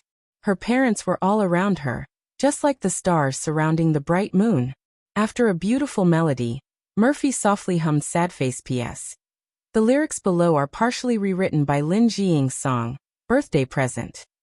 "Everyone, just look at the lyrics. There's a bouquet of flowers in my heart for my beloved baby. Watered with tears, blooming with smiles, slowly growing up." Yang Yi's ears were very sharp. He looked at Murphy with some surprise. She was playing the guitar and singing with Shishi with a smile. Murphy sang really well, but it was very different from her usual singing. She did not insist on using techniques to exaggerate her emotions. Instead, she truly revealed her warmth and sang very naturally. "I'll accompany you through the sunshine and rain. I'll accompany you through the sadness and sweetness. Now I'll plant it in your heart forever." This kind of warm birthday song was not as straightforward as Yang Yi's singing. Yang Yi even believed that the lyrics were so implicit that she might not be able to understand them. But the melody was very nice. The little girl sat on the chair and smiled foolishly. She shook her head with her mother and clapped her hands to the beat. "Everyone has a blessing. Every birthday has a gift. My dearest baby, I'll give you the most beautiful blessing and the best gift. No matter how many wishes you have, no matter how many dreams you have, my gift is my heart, accompanying you as you grow up." At the end of the song, Shishi happily jumped up from the chair. She heard the gift from the beginning to the end, so she cheered and asked, Then where's my birthday present?" Yang Yi was still immersed in Murphy's sweet singing. This was a rare warm singing style from Murphy, until he saw Murphy take out her gift for Shishi. "Wait a minute. You can't open the gift yet." Yang Yi quickly stopped her. Sure enough, Yang Yi saw the disappointment in Murphy's eyes. Yang Yi gave her a look. "This is a good bet, and you want to steal it." Murphy turned her head away in a fit of pique. "Why?" Shishi's face was full of joy. She reached out to take the gift but was stopped. She asked unhappily, "Why can't I open the gift?" "Because I still want to eat cake." Yang Yi responded quickly. "There's still cake." Shishi immediately threw the gift to the back of her mind. Her eyes lit up as she ran to her father and took his hand. "Where is it?" "Shishi wants to eat cake." "Dad will bring it over right away." Yang Yi comforted the little girl and then said to Murphy, Murphy, turn off the lights. Can you not turn off the lights? She is scared. The little girl said at once. Murphy nodded fiercely. She was scared too. Yang Yi comforted her helplessly. Not all the lights, just the headlights. These colorful lights are still on. Murphy still shook her head. Forget it, I'll do it. Yang Yi went to the door and turned off the incandescent light. Then his figure disappeared into the darkness. Although there were colorful lights flashing in front of the bar counter, like the shining stars in the night sky, and it was very beautiful, Mo Fei and Cici had no time to appreciate it. I'm scared. Where's Papa? She squeezed into her mother's arms and asked. Although Murphy was not too scared, she was also looking forward to Yang Yi's appearance. She asked her where her father went, but Murphy really did not know. She did not know where Yang Yi would get the cake, so now she could only wait. Suddenly, a few candlelight flickered in the darkness in front of them. Gradually, under the dim light of the colorful lights, Mo Fei and Cici both saw a big cake being pushed over on a trolley.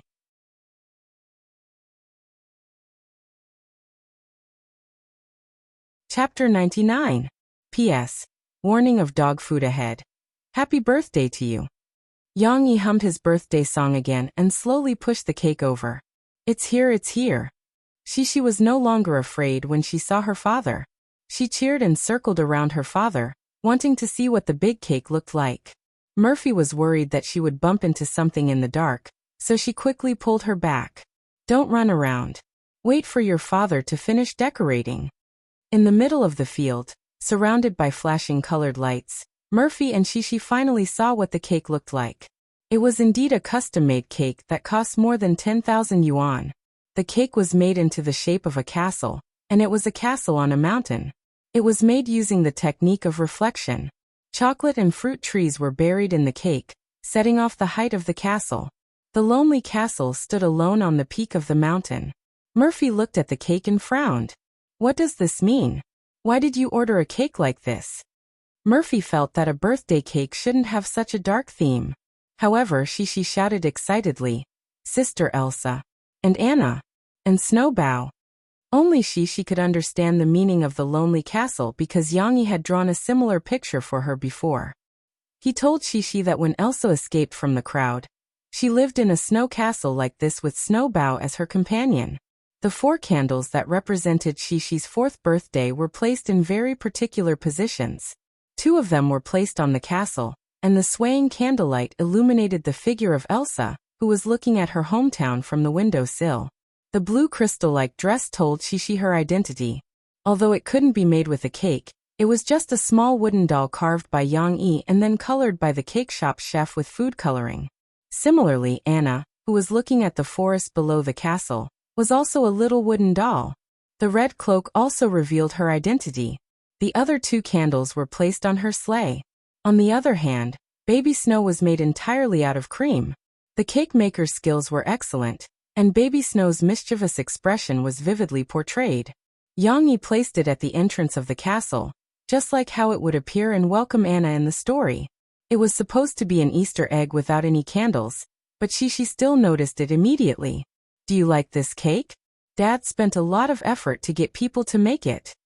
Yang Yi laughed and picked up the little girl so that she could have a better angle to observe. I like it. This is Sister Elsa's castle. She was so happy that she didn't know how to express it.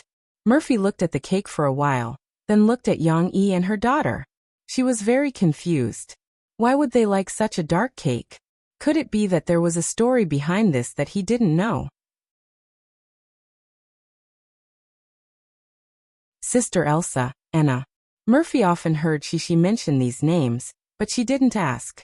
Murphy made up her mind that when Shishi had enough fun and went to bed at night, she would ask Yang Yi about it. Come on, make a wish first, then blow out the candles. After blowing out the candles, we can eat the cake. Yang Yi said to Shishi. The little girl still knew how to make a wish. She quickly hugged the cake with both hands, closed her eyes and whispered. Yang Yi and Murphy didn't say anything. In this quiet environment, Shishi's voice clearly reached their ears. Shishi hopes that Papa and Mom can accompany Shishi all the time. Shishi doesn't want them to not be together. Murphy was stunned for a moment.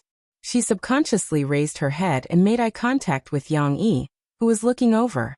This time, the two didn't avoid each other. They just stood quietly and looked at each other. In the darkness, it was difficult to see each other's expressions and thoughts. However, the candlelight reflected in their eyes was clearly visible. After she made her wish, she blew out the candles, and Yang Yi turned on the incandescent lamp. Under the bright light, such a frozen-themed cake looked even more beautiful. Don't you want to know what I made a wish? Shishi's nose was smeared with some cream, probably from blowing out the candles.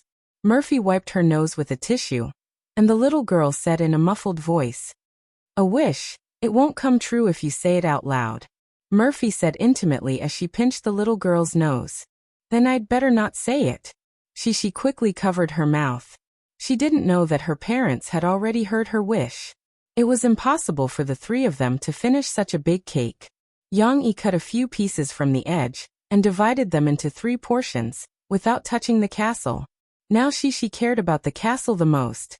She didn't let her father use the knife. She only allowed him to cut the forest below. However, these 3 portions were already enough. Sisi was eating the most happily, but she was a small person.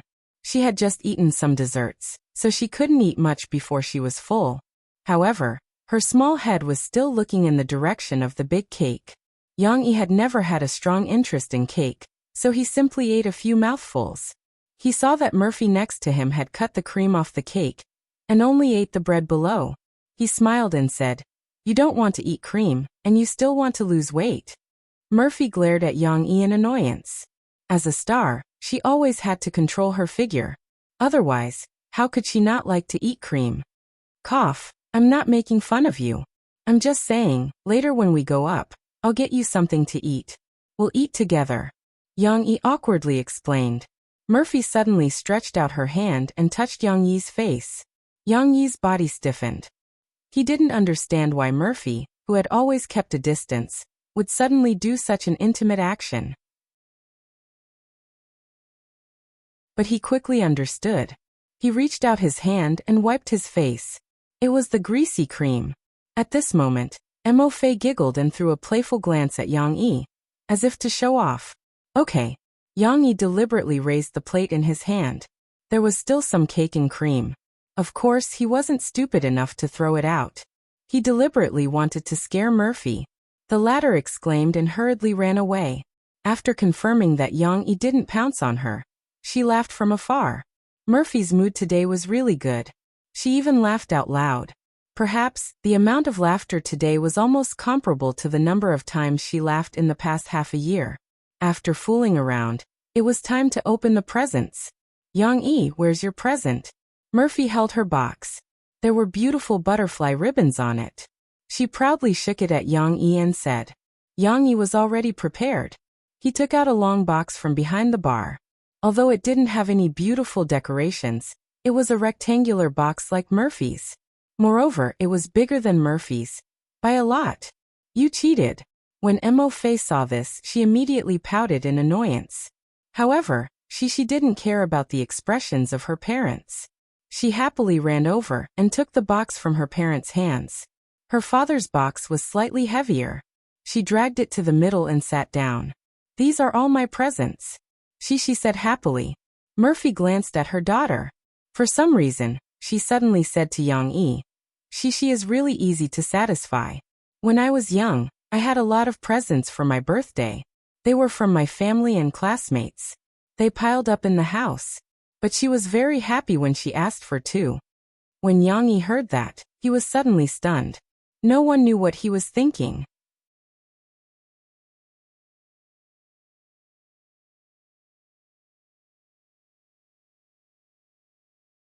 Chapter 100.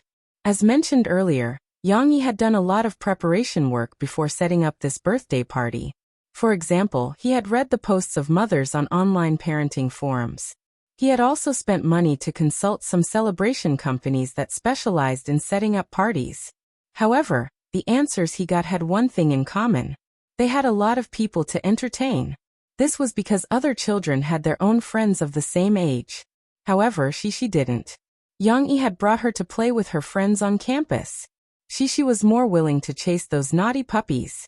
As for Brother Kai, he didn't appear again because of Yang Yi, of course. Yang Yi could also invite the owners of the shops near the back door. They were acquainted with each other when they went in and out.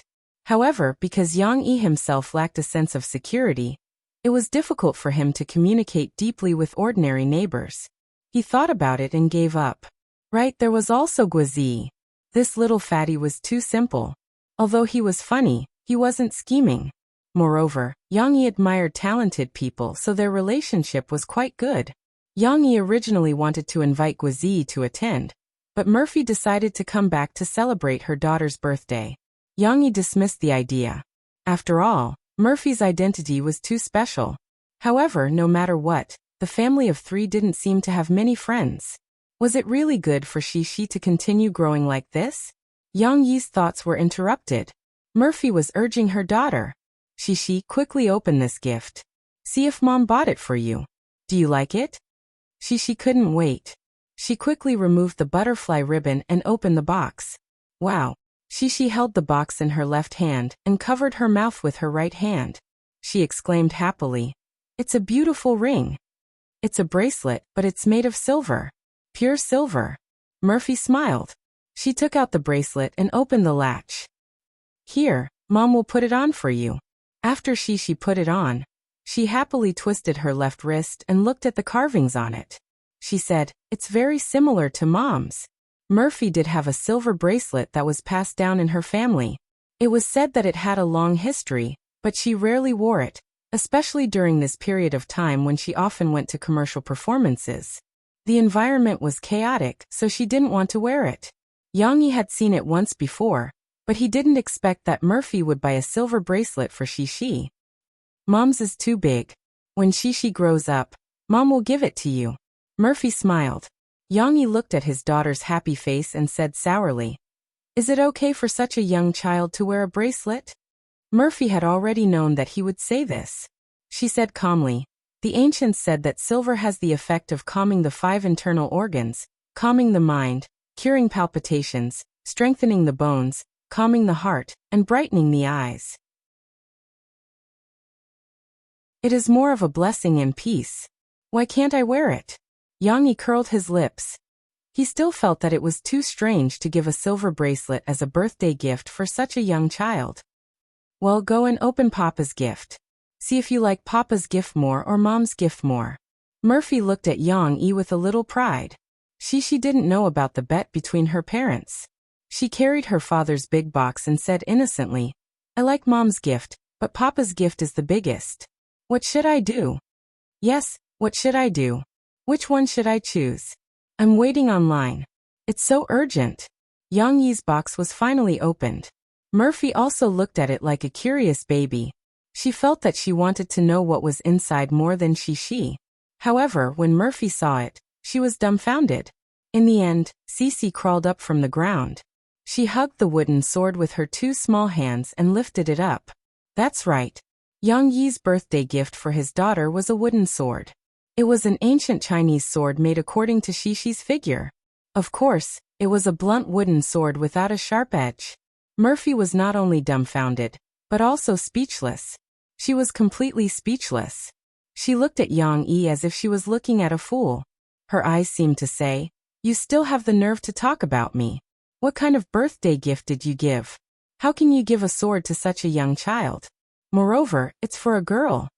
Yang Yi suddenly realized that in order to make this sword he spent a lot of effort, so he immediately took it from Shishi's hands and introduced it. This sword, in order to let Shishi hold it, I specially chose the best azalea wood, and then it was shaped, carved, and finally polished into its current shape. Shishi, look what's on this sword. Yang Yi pointed at the lines on the sword and smiled. Shishi was very cooperative. She curiously leaned on her father's arm and looked at it. Her eyes lit up and said, it's a baby rabbit, and a baby bear, and a little fox. Yes, Yang Yi also carved a lot of figures that Shishi liked on it. This was just one side. On the other side, he carved some female anime characters that Shishi liked from TV cartoons. A masculine sword instantly filled the heart of a young girl. At first, Murphy thought it was a joke, but when she heard it, her face was full of black lines. She was probably thinking, I actually bet with a fool. Is this lowering my IQ? However, the development of the story did not go as she thought. She was still very interested in this sword, and looking at those cute carvings, she liked it even more. And this? Yang Yi chuckled and said, do you see these 2 card slots? Yang Yi took down the 2 small wooden carvings of Elsa and Anna from the cake, wiped off the cream and coloring on them with a towel, and then gestured to Shishi. Unexpectedly, he pressed the 2 carvings into the 2 card slots on the hilt of the sword. Wow, it's amazing! Shishi jumped up excitedly. How can I take it down? Yang Yi demonstrated.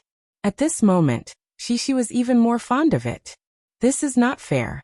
How can you do this? Murphy pouted and said unhappily. No, how can you give your daughter a sword? Why not? Yang Yi had already planned it out. He said, because Shishi is a girl, I want her to learn some skills so that she can protect herself in the future. So from tomorrow onwards, I will take Shishi to learn martial arts and swordsmanship every day. Why learn swordsmanship? Because Yang Yi himself was an expert in using swords and knives. His cold weapons were stronger than hot weapons. Teaching Shishi swordsmanship, Yang Yi naturally had the intention of letting his daughter inherit his legacy. Of course, when she first started learning, Yang Yi would only teach the little girl some simple moves to strengthen her body. In the future, when Shishi learned how to behave properly, he would teach her those lethal swordsmanship.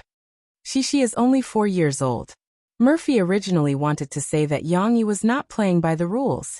He actually used those cartoon characters that Shishi liked in exchange for a good impression. But now, her train of thought was slightly diverted by Yang Yi. So what if she is 4 years old? When I was 3 years old, I was forced to practice the horse dance by my grandfather. Yang Yi was talking about his predecessor. In his previous life, when he was 3 years old, the knife in his hand had already seen blood. But, Shishi did not understand what her parents were arguing about. Like playing with a doll, she held the wooden sword and did not let go. Then she said weakly, but Shishi likes it very much. Then, which one do you like the most? Yang Yi and Murphy asked almost at the same time. P.S. You didn't guess it, did you? After seeing Yang Yi's gift, do you feel like your worldview has collapsed? Huh?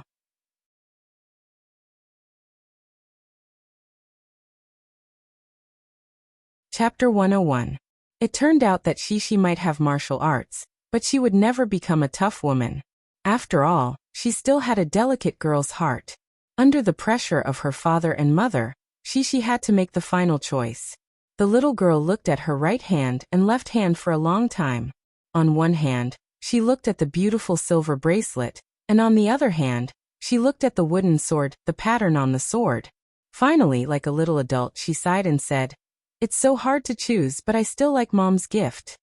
After that, the little girl nervously held the wooden sword.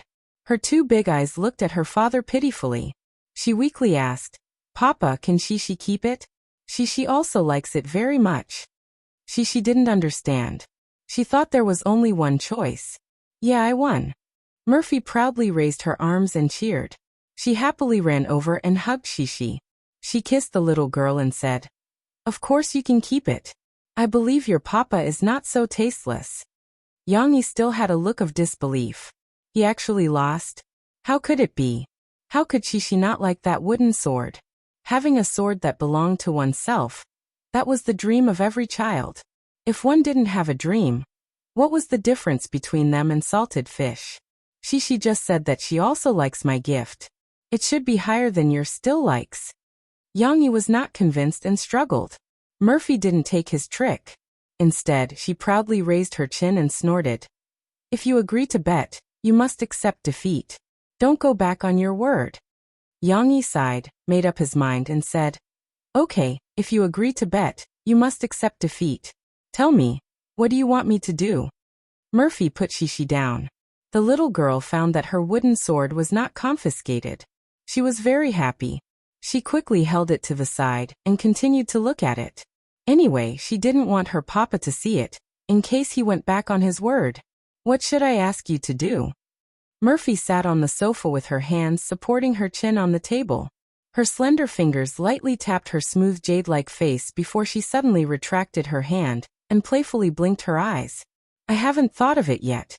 Let's keep it in mind first and talk about it when I've thought of it. This birthday she was very happy. Not only were her parents by her side, but she also had such beautiful decorations and such a beautiful and delicious cake. She also received gifts from her parents. Later, her mother said that it was a gift from Auntie Emo Shawan. She also liked it very much. If only I could celebrate my birthday like this every day. Aya, why don't you make this your birthday wish? The little fellow entered dreamland with a sweet smile. Murphy waited for her daughter to fall asleep before coming out of the bedroom. Today she received too many surprises. Murphy had a lot of things to say to Yang Yi. Yang Yi was not in the study room, but on the balcony.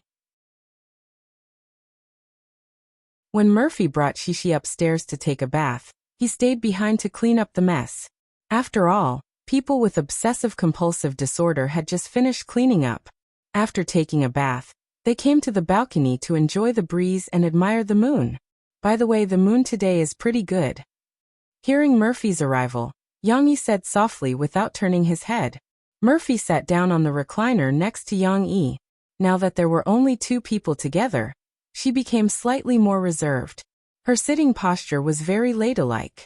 Fortunately, Murphy did not wear that indifferent expression on her face like before. She smiled silently and said, "Is this considered hitting on me?"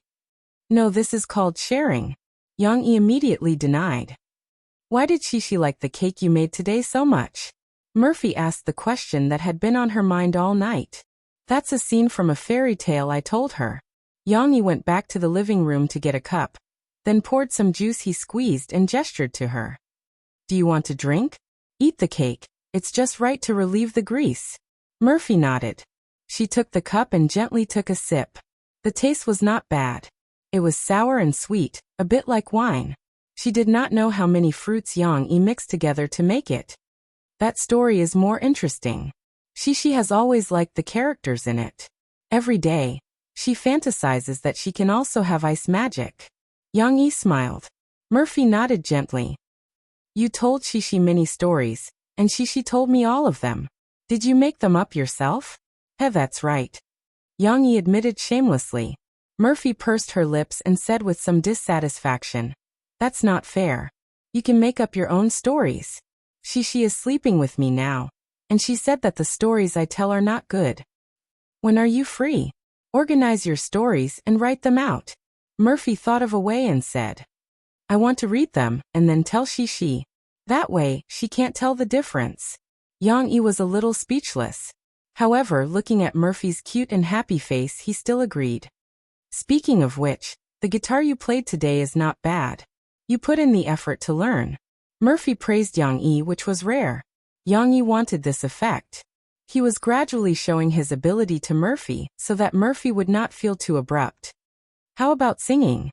Is playing the guitar good?" Yang Yi laughed. Murphy said mercilessly, "You can't sing. Your voice has not been trained. You can't control the song in this range. Then you sing very stiffly. You sing completely based on your own thoughts. You lack technique. Your breath is very long, but you can't distribute it properly. You can't take in the right breath." In fact, Yang Yi's singing was better than ordinary people. However, he was a professional singer after all. Murphy's standards were too high. She gave Yang Yi a bad review as soon as he came up. Yang Yi's ears were not worse than Murphy's when it came to the ability to appreciate music. However, it was difficult for ordinary people to hear how well he sang. Moreover, he did not receive professional training like Murphy did. Yang Yi was not convinced, but he had to admit that what Murphy said was the truth. His singing was not necessarily better than Guazi's. Murphy realized that her evaluation was a bit excessive. She quickly said, "Of course your singing is actually not bad. You just need to polish it a little. How about I teach you how to sing when I have time?" "Don't you have to work? You have to release a new album." Yang Yi spilled the beans. This news was known by his other identity. Murphy did not notice. She sighed and said, "Not so soon. The new album is still receiving songs." Right now, there is a relatively good lyricist who said that he is my fan and wants to write songs for me. However, the workload is too much. I don't think it is likely to succeed. So Shawan and I need to go to the Copyright Association's website to find a needle in a haystack. After talking about the depression in her heart, Murphy suddenly stopped. Hey, why am I telling you this? You don't like to hear it. Yang-yi secretly laughed. He said calmly, it doesn't matter. I still believe in your fan. Since he promised something, he will definitely do it. Right? I don't know. By the way, I found that you have changed a lot recently. Murphy suddenly turned her head and looked at Yang-yi with burning eyes.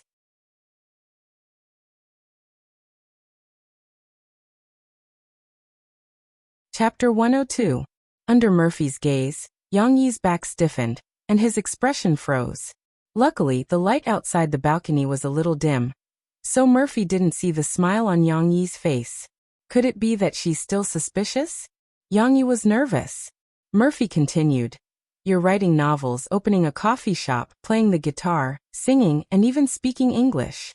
Yang-yi, I feel that you're different from before. The woman held her chin and looked at Yang-yi with her watery eyes, which made Yang-yi panic. What should I do? Am I going to be found out? How should I explain? However, Murphy wasn't as nervous as Yang-yi. She saw that Yang-yi didn't say anything, so she pursed her lips, plucked up her courage, and asked, So you changed so much because of me?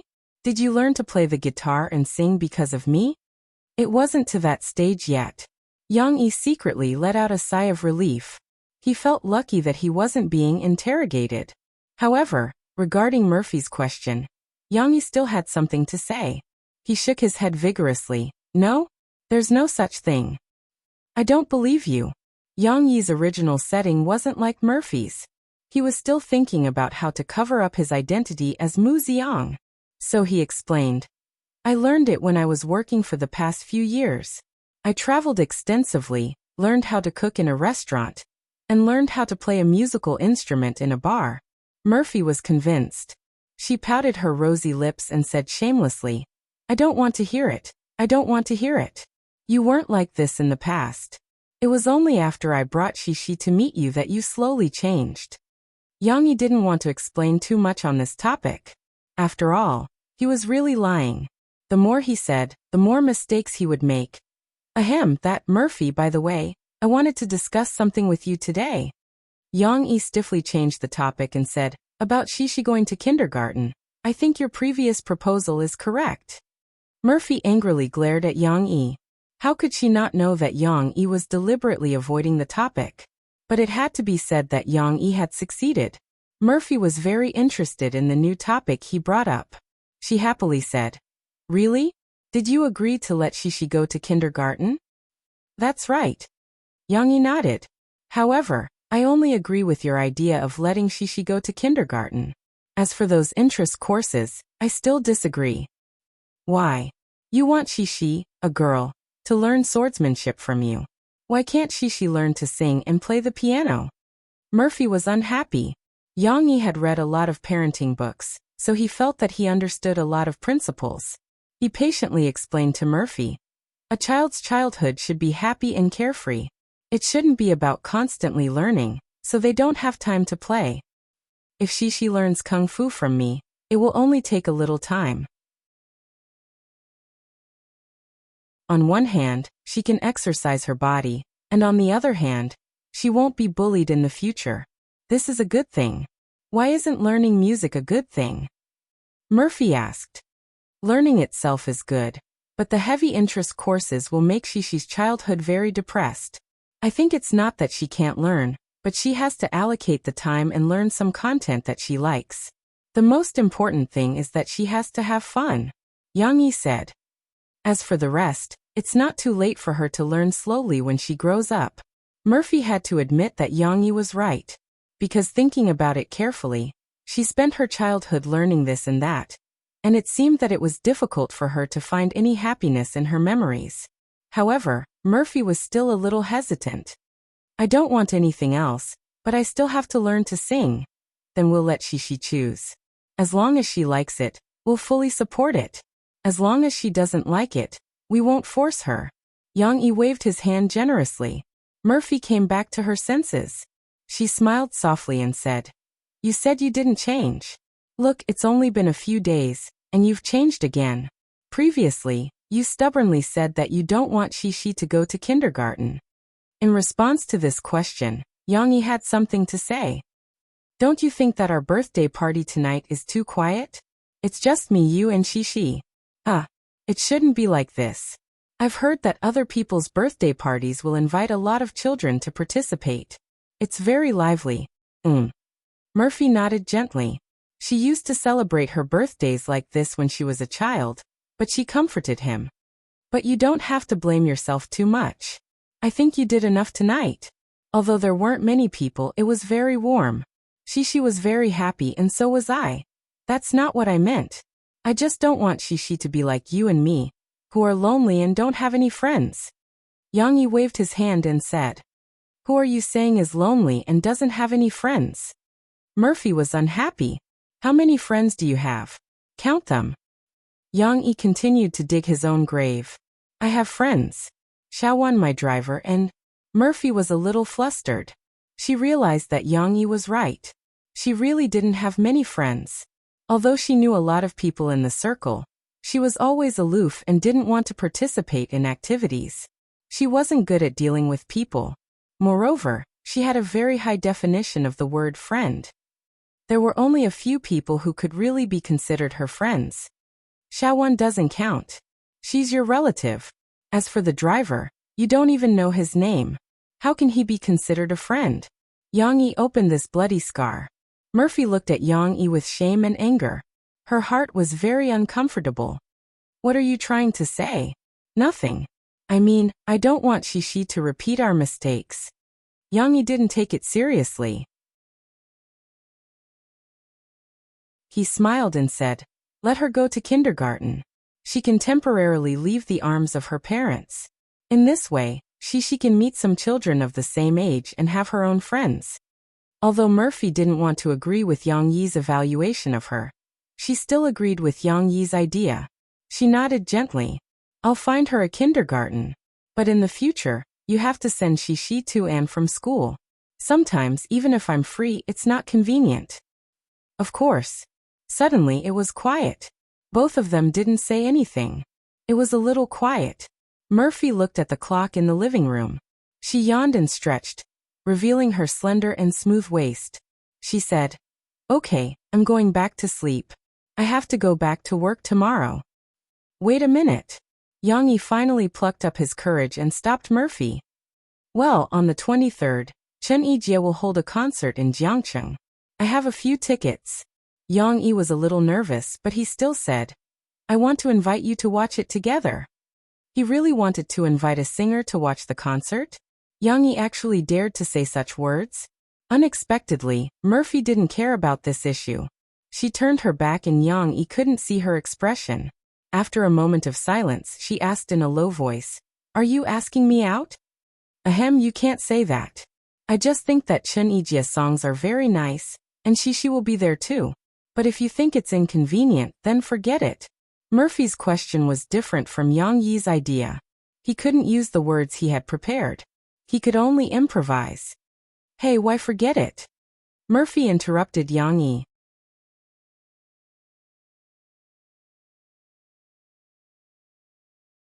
Chapter 103. After busying himself with Shishi's birthday, Yang Yi finally had some free time and could start preparing his new book. Xiangzi, who received an affirmative response, was so excited that tears flowed down his face. He could not wait to apply to his bosses. Since Yang Yi had changed the subject matter, and they did not know what the content would be, the editorial department decided to carry out a small-scale publicity campaign first. For example, they would hang advertisements on the pages of Soldier's Assault and Drawing Sword. On July 20th, Yang Yi will return with his new book Yuzue. He'll accompany you through this hot summer vacation. Yang Yi's new book was coming?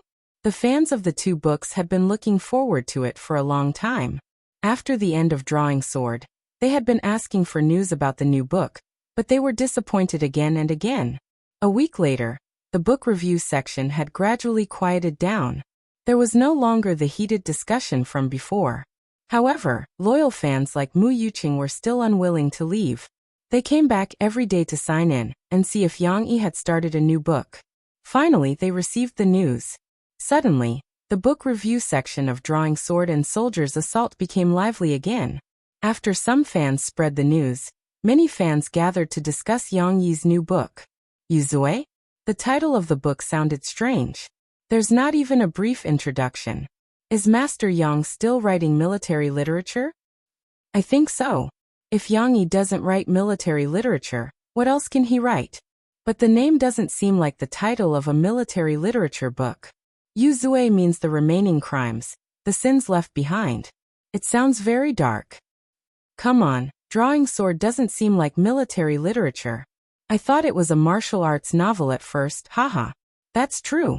It's hard for ordinary people to understand Master Yang's brain circuit. I'm looking forward to it anyway. Looking forward to it +1. Looking forward to it +10,076. Mu Yuqing secretly saw the news when he was bored at work. He immediately ran to the bathroom, sat on the toilet, and made a long comment. Young Dada, I don't care what you say, but can you please treat the protagonist kindly? Su Sanduo fell off the bridge at the beginning of the movie. We all thought he was going to die. Thankfully, he was still alive in the ending even though he broke his leg. But when it came to Drawing Sword, Li Yunlong was such a good person. In the end, you actually let him die? Our readers' hearts were broken when we read this. Did it have to be so heart-wrenching? Please, Young Dada, no matter what kind of novel you write, I will support you. But really, please be kind to your main character. And please be kind to your readers. Mu Yuqing's book reviews were always on point, and he was quite famous in the circle of book fans. His post was immediately pushed up by many people. Give old Mu a compliment and beg Yang De not to abuse the protagonist, the heroine, and even the supporting roles, okay? Drawing Sword really made my tears run dry. +1. +10076. In fact, the copyright department had been in contact with Sahara Publishing all this time. They had already received the release date and news of the two physical books, Soldier's Assault and Drawing Sword. Taking advantage of the rising popularity, they also arranged for publicity. The copyright department's power was no less than that of the editorial department. They directly posted an announcement at the top of the homepage. Pre-sales of physical books for Soldier's Assault and Drawing Sword. The editors of Sahara Publishing worked overtime to typeset and review the two books had been delivered to the printing plant for printing. They were expected to be officially released on August 1st. However, it was a little difficult to distribute the goods through offline channels. After all, Sahara Publishing's influence was small, and it was impossible to break the alliances of some large publishing houses. That was also the reason why Deputy Manager Huang asked Yang Yi to consider it carefully.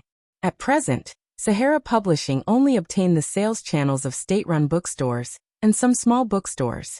Chain bookstores with wider distribution and more sales, such as Love Reading, Book Bar, Book Pavilion, and other channels, were not interested in books from a small publishing house like Sahara Publishing, let alone online novels.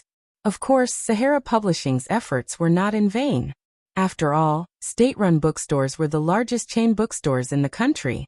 They were available in every city and had the largest distribution channel.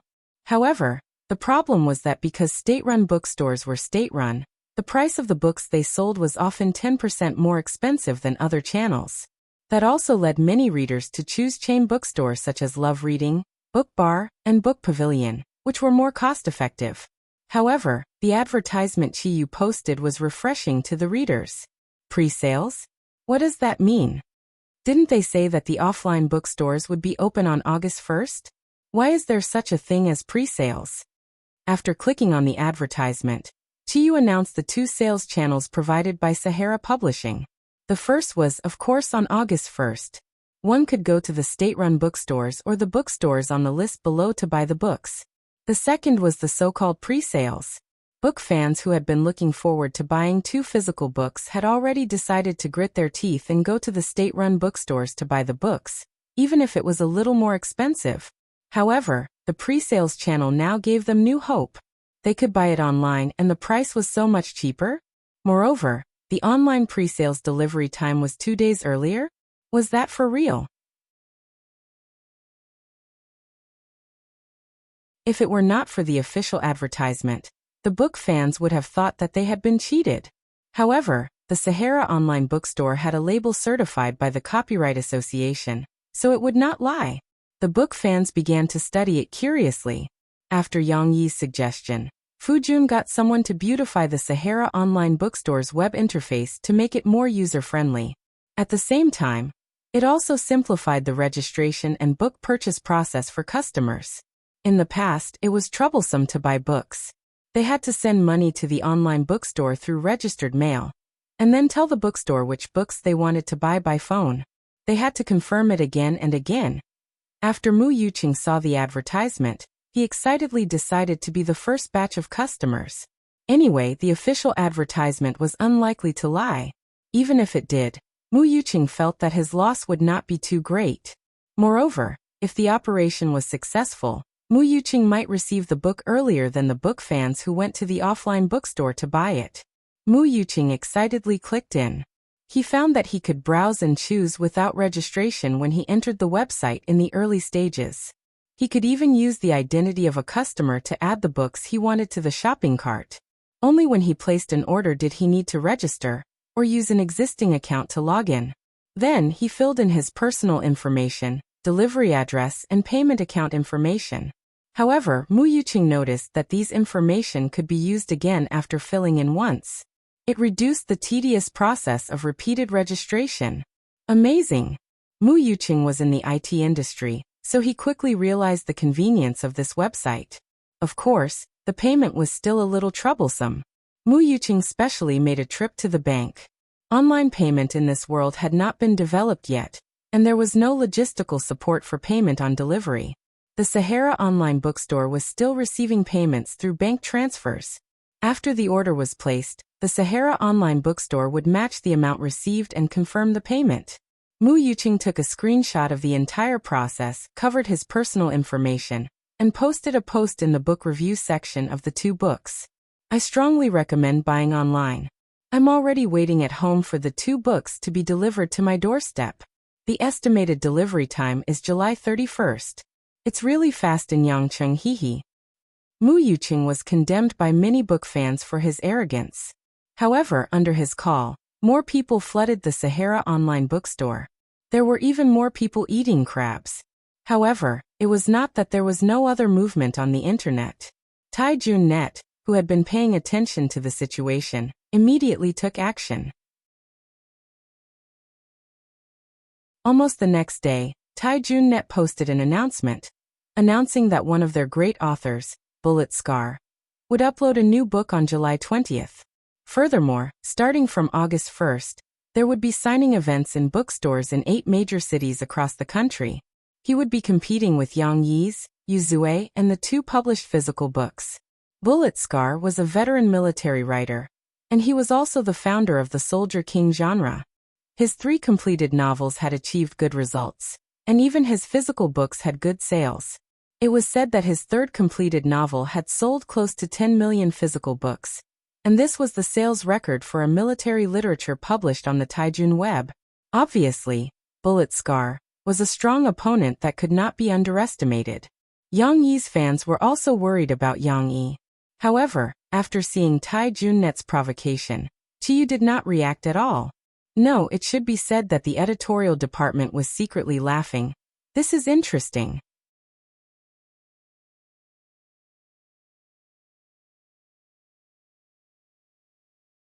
Chapter 104. Shishi, it's time to get up. Yang Yi drew the curtains, and the slightly dazzling morning sun shone in, covering the little girl's small, but that was exposed outside the quilt. Of course, it was still wrapped in a pair of underwear and pajamas. Shishi did not move. Obviously, such a small movement could not wake a sleeping baby up. Yang Yi smiled and walked over. He held the little girl's butt with both hands and gently turned her over. Now, Cece couldn't fall asleep, and she couldn't even open her eyes because of the sun. She immediately pouted and turned over reluctantly. Oh no, I want to sleep. Every time she woke up, she would be a little grumpy. Moreover, Yang Yi had woken her up half an hour earlier today. Didn't you say yesterday that you wanted to practice martial arts? You also said that you wanted to see Dad practice swords. Yang Yi whispered in his daughter's ear. If you don't get up, the sun will be shining soon. After a while, two figures, one big and one small, slowly walked over from the grass in front of the flower bed in front of the coffee shop. Shishi was wearing a cute pink exercise suit, which Yang Yi had specially ordered. It was different from the ordinary style. Because of the hot weather, the exercise suit was changed into shorts and short sleeves. The little girl wore it, revealing her slender arms and legs, which looked very valiant. At first, Shishi was not willing to wear it. She wanted to wear a skirt, but when she saw that it was the same as her father's white exercise suit, the little girl liked it again. When they came out, Yang Yi was carrying two swords. One was a steel sword that he had made for himself. Of course, it was not sharpened yet. The other was Shishi's small wooden sword. Shishi was holding a bottle of milk and drinking it sweetly. She had not eaten breakfast in the morning because of the exercise suit, but she had to drink milk. Do you want to see Dad's martial arts? Yang Yi smiled at his daughter. Shishi was still sucking on the straw from the children's milk bottle. She raised her little head and nodded vigorously. Then go under that tree. Remember, don't run around. Daddy's sword is very powerful. If you come over and brush it, your hair will fall off. Yang Yi tried to scare the young lady. Of course, Shishi, who loved to look pretty, didn't dare to come over in order to protect her beautiful hair. She obediently stood under the tree and drank the milk. Then she opened her eyes wide and was unwilling to blink. She wanted to see her father's kung fu. Yang Yi stood in the middle of the field with his sword in reverse. There was no one around and it was very quiet. Only the rustling of the leaves in the wind could be heard. His expression became serious. Suddenly, Yang Yi moved. His body was like a willow and his sword was like a leaf. From a slow and smooth beginning, it soon progressed to a perfect state of being attacked by a storm. Sometimes he waved, sometimes he spun, and sometimes he jumped. The silver light of the sword seemed to cut this space into pieces. Suddenly, the storm stopped, the clouds disappeared, and the rain stopped. Yang Yi stood in the same place with his sword in hand as if nothing had happened. The wind was still lazily blowing the leaves, making the light and shadow on the field sway. How is it? Yang Yi smiled and walked towards his daughter. In fact, he didn't need to ask this question. Shishi looked at her father, and even forgot to drink the milk. Her surprised and worshipful eyes told her father the answer. Daddy is very powerful. Shishi held the milk bottle in her left hand and swung her right hand. She tried hard to describe.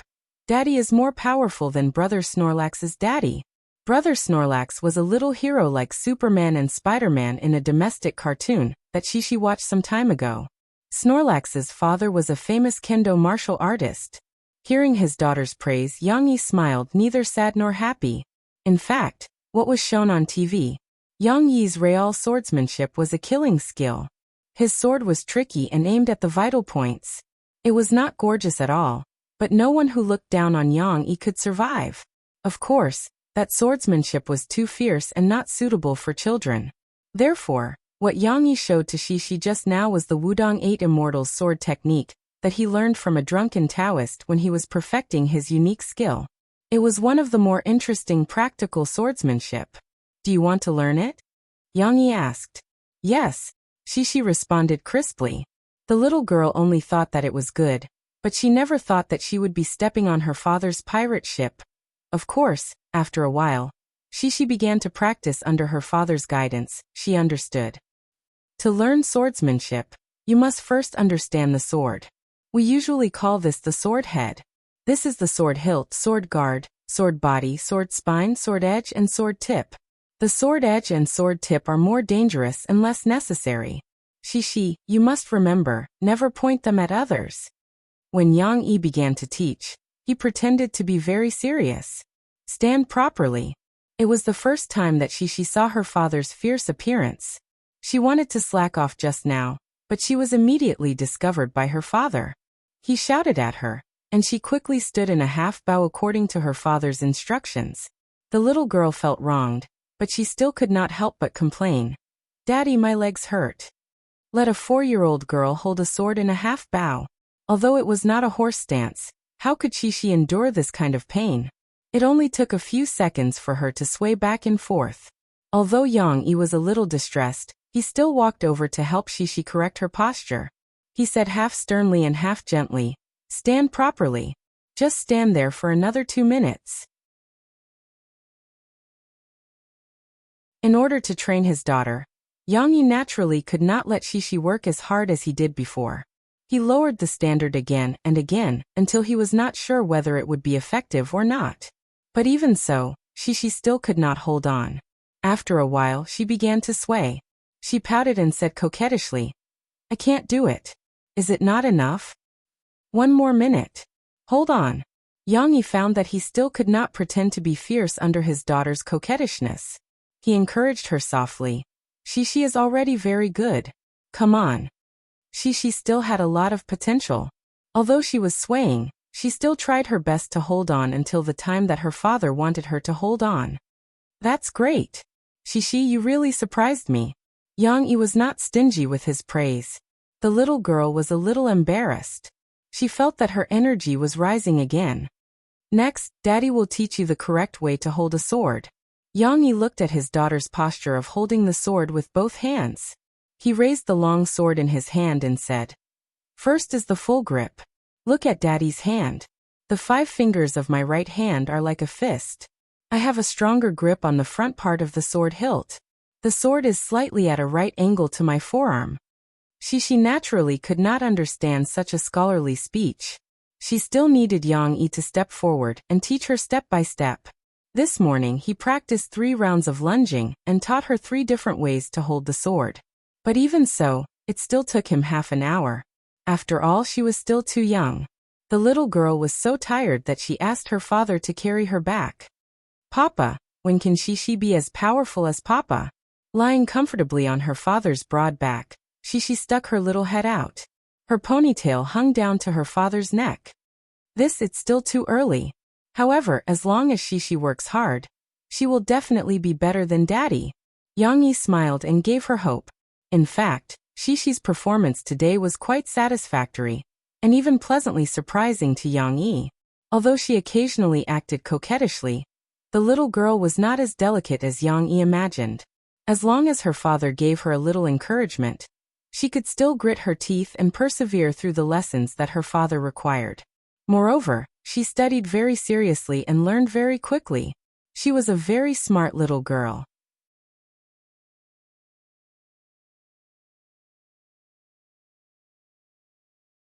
Chapter 105. Move it here, it's about this position. Yang Yi directed the workers to move the black-painted piano to the side of the bar counter in the shop. A few days ago, there was a vacancy here for Shishi's birthday party. Now Yang Yi directly bought a piano to fill the gap. At the birthday party, Yang Yi showed a little of his skills, and Murphy's reaction was not too intense. This made Yang Yi more confident in his plan. Now Yang Yi could finally buy a piano in the shop and secretly enjoy it. After all, the guitar was nothing. Piano and violin were his true loves. The pianos in this world were the same as those in Yang Yi's previous life, but the brand name was different. Yang Yi didn't know which one was better. So he used the stupidest but also the most direct way, which was to buy an expensive one. The Theodore grand piano from the Rhine River was worth 860,000 yuan. It was already the best small grand piano that Yang Yi could buy in Jiangqing's piano shop. The concert level was too big to fit. Of course, there were more expensive grand pianos made in Switzerland that cost more than 1 million yuan. However, when Yang Yi tried it, he still felt that the tone was not as good as the Theodore. However, Yang Yi almost emptied his savings to spend 860,000 yuan. Fortunately, Chen Yijia's new album went platinum, so Yang Yi made a lot of money. Otherwise, with his income from last month's royalties, after paying the investment in Sahara online bookstore, there would be no money left. Of course, Tian Xiang didn't regret the bet that Yang Yi signed with him. Because of the song Long Time No See, Chen Yijia's new album also sold many copies in the mainland. His sales not only reached the platinum standard for Cantonese albums, but also far exceeded this number. It was indeed a little expensive for a piano to be placed in a coffee shop for more than 800,000 yuan. But it was hard to buy what one wanted, wasn't it? She was very curious about this huge object. While the workers were installing and debugging it, she walked around her father. She couldn't help but pull her father's hand and let him lower his head. She whispered in his ear, "Papa, I know what this is." "What is it?" Yang Yi asked, amused. "It's Qin. I've seen it at Mom's workplace before. But Mom's isn't that big." She tried her best to gesture to her father with her little hands. "It's just this long and this big. Mom can play it. Mama is amazing." Yang Yi looked at his daughter's description and could roughly understand what she was talking about. He smiled and said, "No, your mother's should be called an electronic piano, and the one Dad bought today is called a piano." Cece looked at her father in confusion. She couldn't understand the difference between the two. "Why is Mom called the shop owner Qin? What's a shop owner Qin?" She turned on the 10,000 wise mode again. "Well, it's an electronic piano." Yang Yi corrected his daughter's pronunciation and said, "It can only play with electricity, so it's called an electronic piano." She knew about electricity, because her father repeatedly told her not to touch those sockets, because electricity was terrible, and it would eat she. She understands. The little girl said innocently, "Is it because the piano is made of steel that it can play with sound?" Steel had become a driving force like electricity? Well, Yang Yi didn't know how to answer his daughter's imagination. He really didn't know why a piano was called a piano. Although this thing was made of steel, most of it was still wood. Yang Yi had an idea and explained, "No, because a piano is made of wood and steel, but because there was already a xylophone, it was called a piano." "Oh." She nodded, half understanding. Then she asked, "Is Mom's piano better?" Yang Yi probably couldn't figure out Shishi's train of thought. She thought that an electronic piano used electricity, and all things that used electricity were very magical and powerful, such as a television. So, an electronic piano should be very powerful too. Yang Yi's evaluation standard was, of course, different. He corrected, "No, the sound quality of an electronic piano can't be compared to a piano, because a piano is the most original sound of a keyboard instrument." At this moment, the tuner sent by the piano house had also helped to adjust the sound. He sat on a leather stool and tried to play a song, using his ears to judge the pitch. She was also watching with rapt attention. The clear and gentle sound of the piano fascinated the little girl. Yang Yi looked at his daughter absent-mindedly. He didn't know if she knew how to appreciate it, but it seemed that, looking at her intoxicated expression, he liked it very much. After the song ended, she came back to her senses and agreed with her father. "Well, Papa's piano is still the best." After the piano was set up and adjusted, Yang Yi sent the people from the piano house out. At this time, Uncle Lu from the bicycle repair shop next to him said in a loud voice, "Yang Yi, what big thing did you buy this time?" "I added a piano to the shop." Yang Yi smiled. "Piano?" A tall, thin boy with shoulder-length hair, who was waiting for the bicycle to be repaired at Uncle Lu's shop, raised his head in surprise and looked at Yang Yi thoughtfully.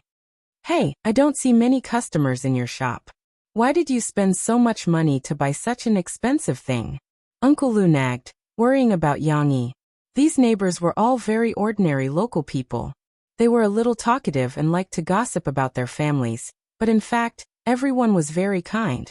Usually, if they needed help, they would shout, and no one would refuse. After a few words with Uncle Lu, Yang Yi returned to the shop. He cleaned the footprints and dust left behind when he moved the piano. She, on the other hand, was bursting with curiosity.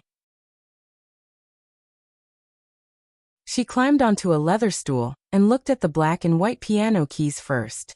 Then she stretched out a small hand and pressed it. Dong dong dong do. Different keys had different sounds when pressed. She felt as if she had found a new toy. She was very happy to touch it. At this time, a person appeared outside the door. He poked his head into the shop and called softly, "Hello, boss." Yang Yi came from behind with a mop and said from a distance, "Sorry, the shop is not open for business today. Look, the sign hasn't been hung out yet." But when he came closer, Yang Yi saw that it was the long-haired young man from Uncle Lou's repair shop. "Boss, I'm sorry. I don't want to drink coffee. Sorry to bother you for a few minutes." The long-haired young man looked at Yang Yi, who was as tall as a black tower. He was a little embarrassed, but he still mustered up the courage to say, "My name is Lin Muan. I'm a freelance musician." Lin Mu, and while listening to the very common pronunciation of Mandarin, Yang Yi could probably tell that the other party should be from Cantonese. Of course, he was not from Harbor City. Young people from Harbor City would not come to the mainland to make a living. Yang Yi looked at Lin Muan. He felt that the other party was a little embarrassed. He did not look like a star. There were many kinds of musicians. There were those who were high and mighty, those who were stars, those who were depressed and mingled in bars, and those who sang under the overpass. Those who liked music and treated music as their life could actually be called musicians. Lin Mu, and should be the third kind. In his introduction, he also said that he was now a resident singer in a bar. "What do you want?" Yang Yi asked, puzzled. "Sorry, I want to ask if you need a pianist here?" It's a person who specializes in playing music for customers. Coffee shops usually have one, which makes the atmosphere in the shop thicker. "I can play the piano, and I can also sing." Lin Mu and tried hard to promote himself. However, Yang Yi did not want to hire a pianist. He bought a piano more for his own entertainment. So he smiled apologetically and said, "You just heard the owner of the bicycle repair shop say that my coffee shop actually doesn't have many customers in a day, so there is no need to hire a pianist." "Okay then." Lin Muan was disappointed, but he still bowed to Yang Yi gracefully and said, "Sorry to disturb you." Looking at Lin Muan's back, Yang Yi was a little dazed. "Did I forget something?" "Oh, right, I forgot that sentence. Please tell me your story." Well, just kidding. Yang Yi really did not have the idea of hiring a pianist in the shop. Note 1. As for the origin of the name of the piano, Xiaohan looked it up. There are two versions. One is what Yang Yi said, and the other is that in the Republic of China, the piano was originally called the yangqin, but at that time, the Ministry of Education wanted to unify the name. They wanted to start with the material of the yangqin, but they felt that the yangqin was too old-fashioned, so they called it the piano.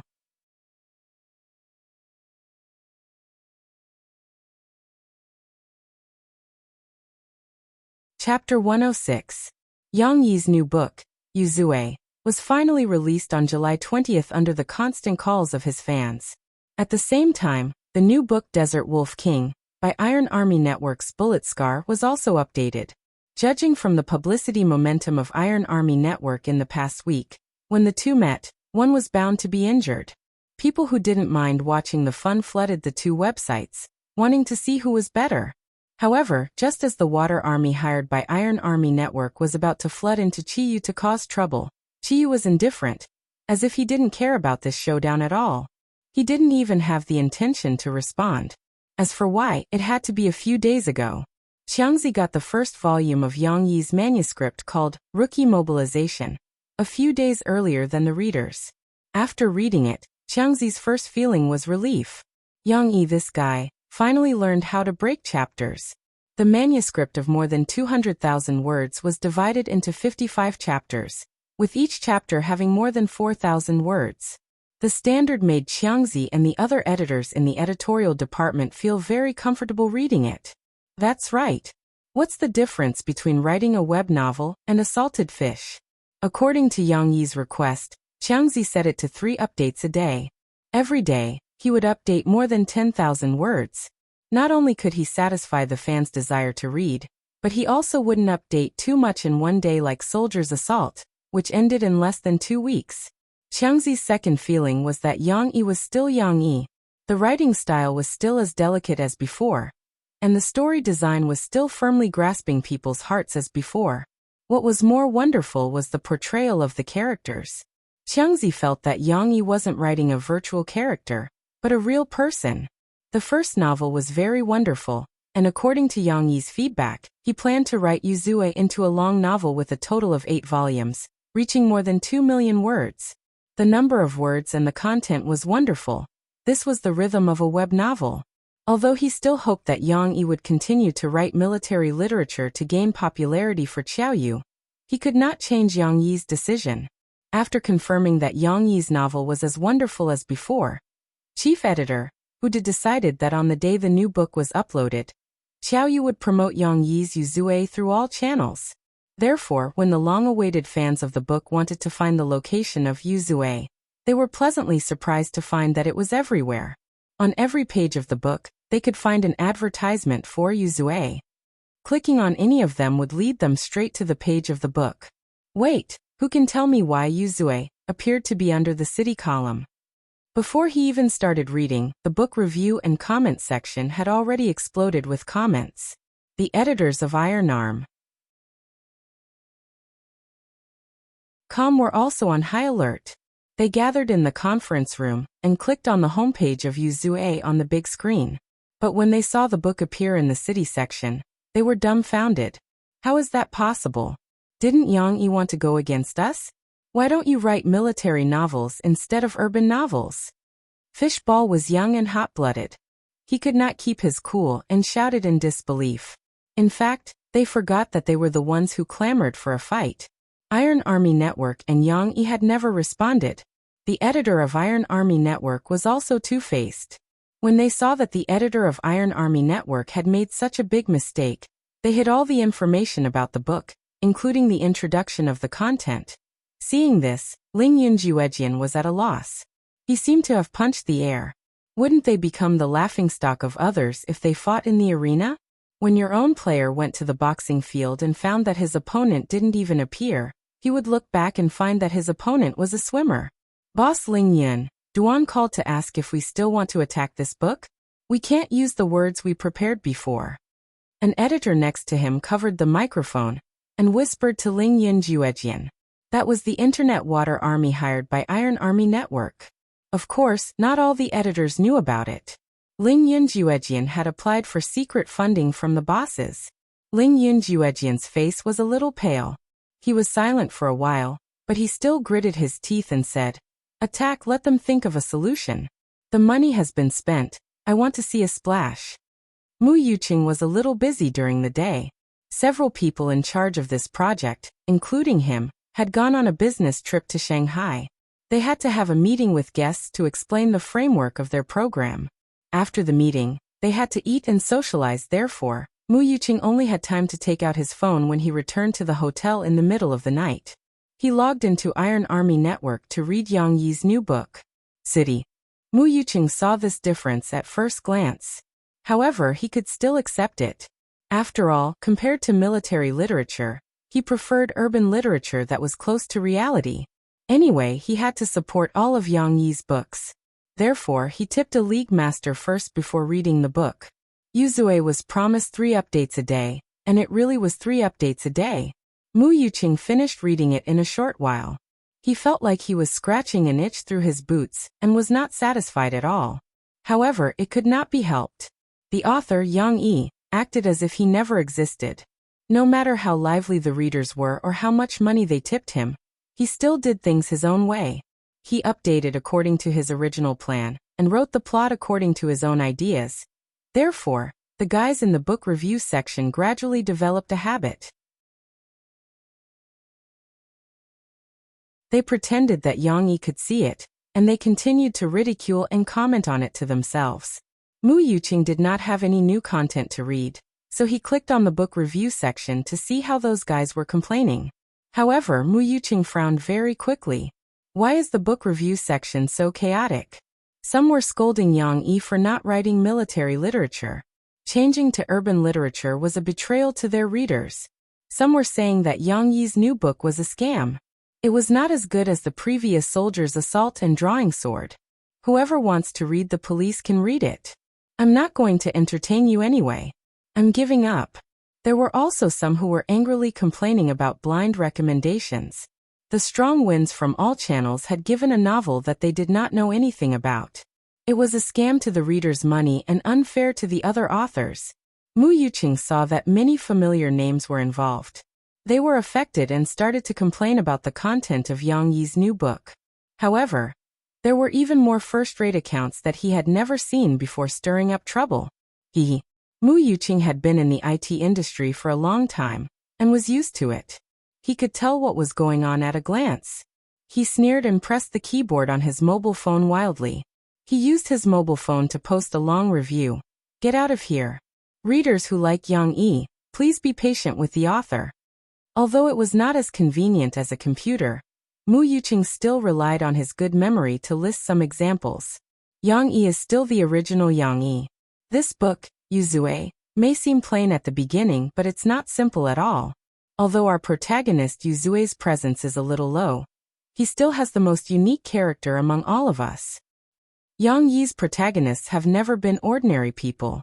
Think about it. Su Sanduo is dull and timid, but he can explode with amazing energy. Li Yunlong is humble, cunning, and invincible. Yuzue may be slick, lazy, and unmotivated, but according to my understanding of the author, this Yuzue will definitely grow into an indomitable figure in the future. Isn't the process of his growth interesting? In fact, the first 3 chapters of Yuzue did not describe much about the protagonist. The reason Mu Yuqing could analyze Yuzue's character was the result of his serious reading of the book. The police are also soldiers who protect the country in another sense. Although Yang Yi has come to the urban column, I think he is also writing military literature in another sense. I appeal to readers who like Yang Yi to not be anxious. Give Yang Yi some time. I believe that he can create a new and very interesting story for us. As for the Internet Water Army, please stop. Your ugly faces are too obvious. Don't think that we don't know that you were sent by a certain military network. Mu Yuqing's post was posted a little late, but it was still seen by many readers. Their anger gradually subsided, and they followed Mu Yuqing's post to the top of the page. Although it was inevitable that some military fans would be lost, Yuzue was just the beginning. Who could be sure of the future results?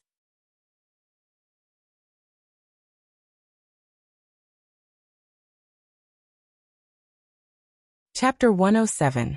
The 23rd of July quietly arrived. Murphy originally still had work to do today, but she asked Mo Xiaowan to cancel it. She had been in her room picking out clothes since she came back at noon.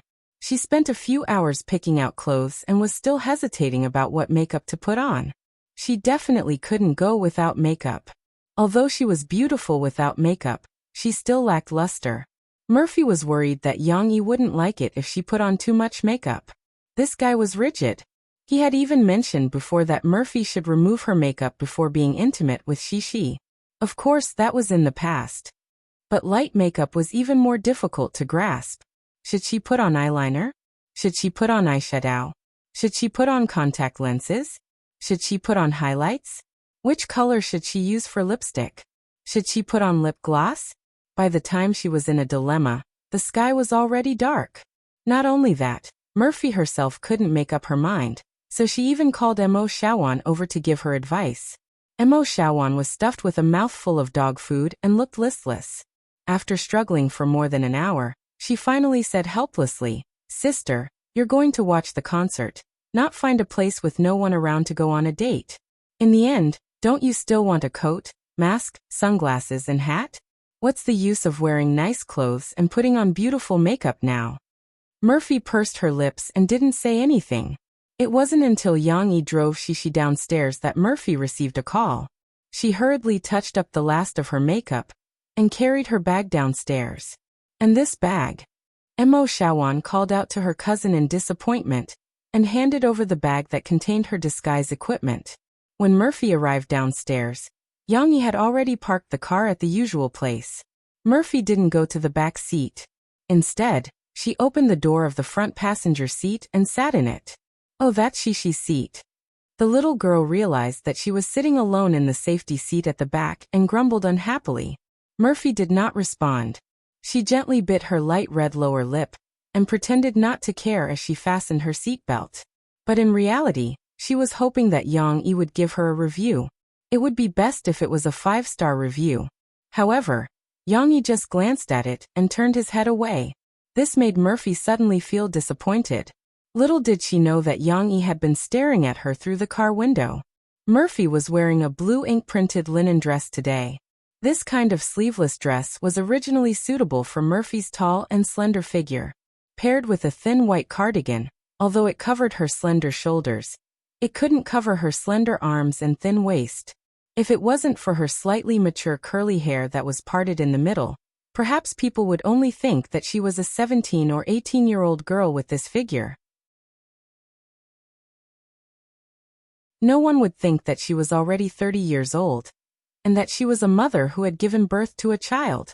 Of course, when talking about a person's beauty, it wasn't just based on their appearance and figure, but also their temperament.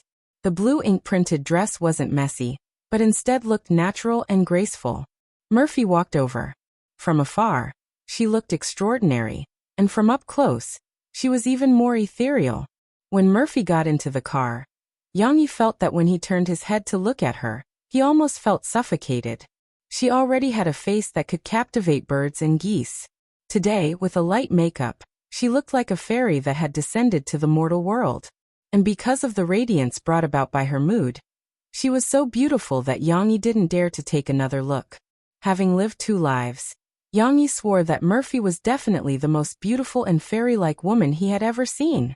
If he still couldn't bear to leave and took a few more looks, Yang-yi was worried that he would be rude to the beauty. But a woman's mind wasn't what he thought at all. Don't you have to hide anything today? Just like this, walk in directly? Yang-yi gestured with his hand. His big hand covered his mouth like a mask. Murphy turned her head away in a fit of pique. No, I don't want to. She sat alone in the back with her mother's 2 bags. She looked at her father for a while, then looked at her mother for a while. The little girl was also unhappy. She raised her voice and said angrily, "You're all ignoring me. I'm going to be angry." "No, why would we ignore you?" "Yeah, we're done talking, so we came to talk to you." When her daughter spoke, Murphy couldn't care less about being angry with Yang-yi. The 2 of them hurriedly comforted their daughter. Sitting in front, "I can still see you." Murphy adjusted the rearview mirror, and just happened to see her daughter's eyes. She winked at her daughter. Note 1. She seemed to have found a novelty. She also forgot about her unhappiness just now and winked at her mother. The little girl didn't know how to turn a blind eye. Her winking expression made Yang-yi and Murphy couldn't help but laugh softly. Murphy was angry just now. Now that her anger had subsided, she said to Yang-yi, "I still have to disguise myself. Otherwise, how would I dare to go to a place with so many people? Later in the car, I have to wear a mask or something." Yang-yi was about to start the car when he heard Murphy's words. He suddenly had an idea. "Actually, you don't have to wear a windbreaker and a mask on such a hot day." Murphy looked at Yang-yi in confusion. "Where's your makeup bag?" Yang-yi stretched out his hand to Murphy. "I'll help you change your makeup. I guarantee that your fans won't recognize you when they see you." Murphy looked at him in disbelief. "You even know how to put on makeup?" Yang-yi smiled faintly and said, "Of course, I used to be in the army." "You know that I was in the special forces, right? I often had to carry out some special missions. This skill of disguise is something that we have to learn." Of course, this was nonsense. Yang-yi was bullying Murphy, an honest person. The special forces did no more than ordinary soldiers, and their skills were also good. But in the past, Yang-yi had never learned the art of disguise. He did know how to apply camouflage. The art of disguise was learned by Yang-yi in the Hitman organization in his previous life. Of course, he couldn't say this out loud. Murphy was skeptical. In the end, she still foolishly handed the makeup bag in the back seat to Yang-yi. Girls were naturally interested in makeup, and she was no exception. She opened her big eyes curiously and looked at him without saying a word. "Come over here." Yang-yi rummaged through Murphy's makeup bag and found a few tools. Murphy was actually a little worried. But when she saw that Yang-yi was holding the eyebrow pencil in the right position, she steeled her heart and moved her body towards Yang-yi. She raised her face and closed her eyes nervously. "Don't be nervous, relax a little." Yang-yi gently held Murphy's chin with his left hand and said softly. Actually, his heart was beating wildly. Especially when he saw Murphy's pink and moist lips after applying lip honey. He had the urge to lower his head and kiss them. Murphy still had her eyes closed. She made a vague sound with her nose, but she didn't seem to have any intention of relaxing. Instead, the light makeup on her face couldn't hide the 2 red spots that were getting brighter and brighter. If he kisses us, should we push him away? Note 1. This is against the traffic rules. Everyone don't learn from her. That you're tuning into the Earbook Haven YouTube channel. Don't forget to subscribe and join us on this journey to catch the most captivating stories.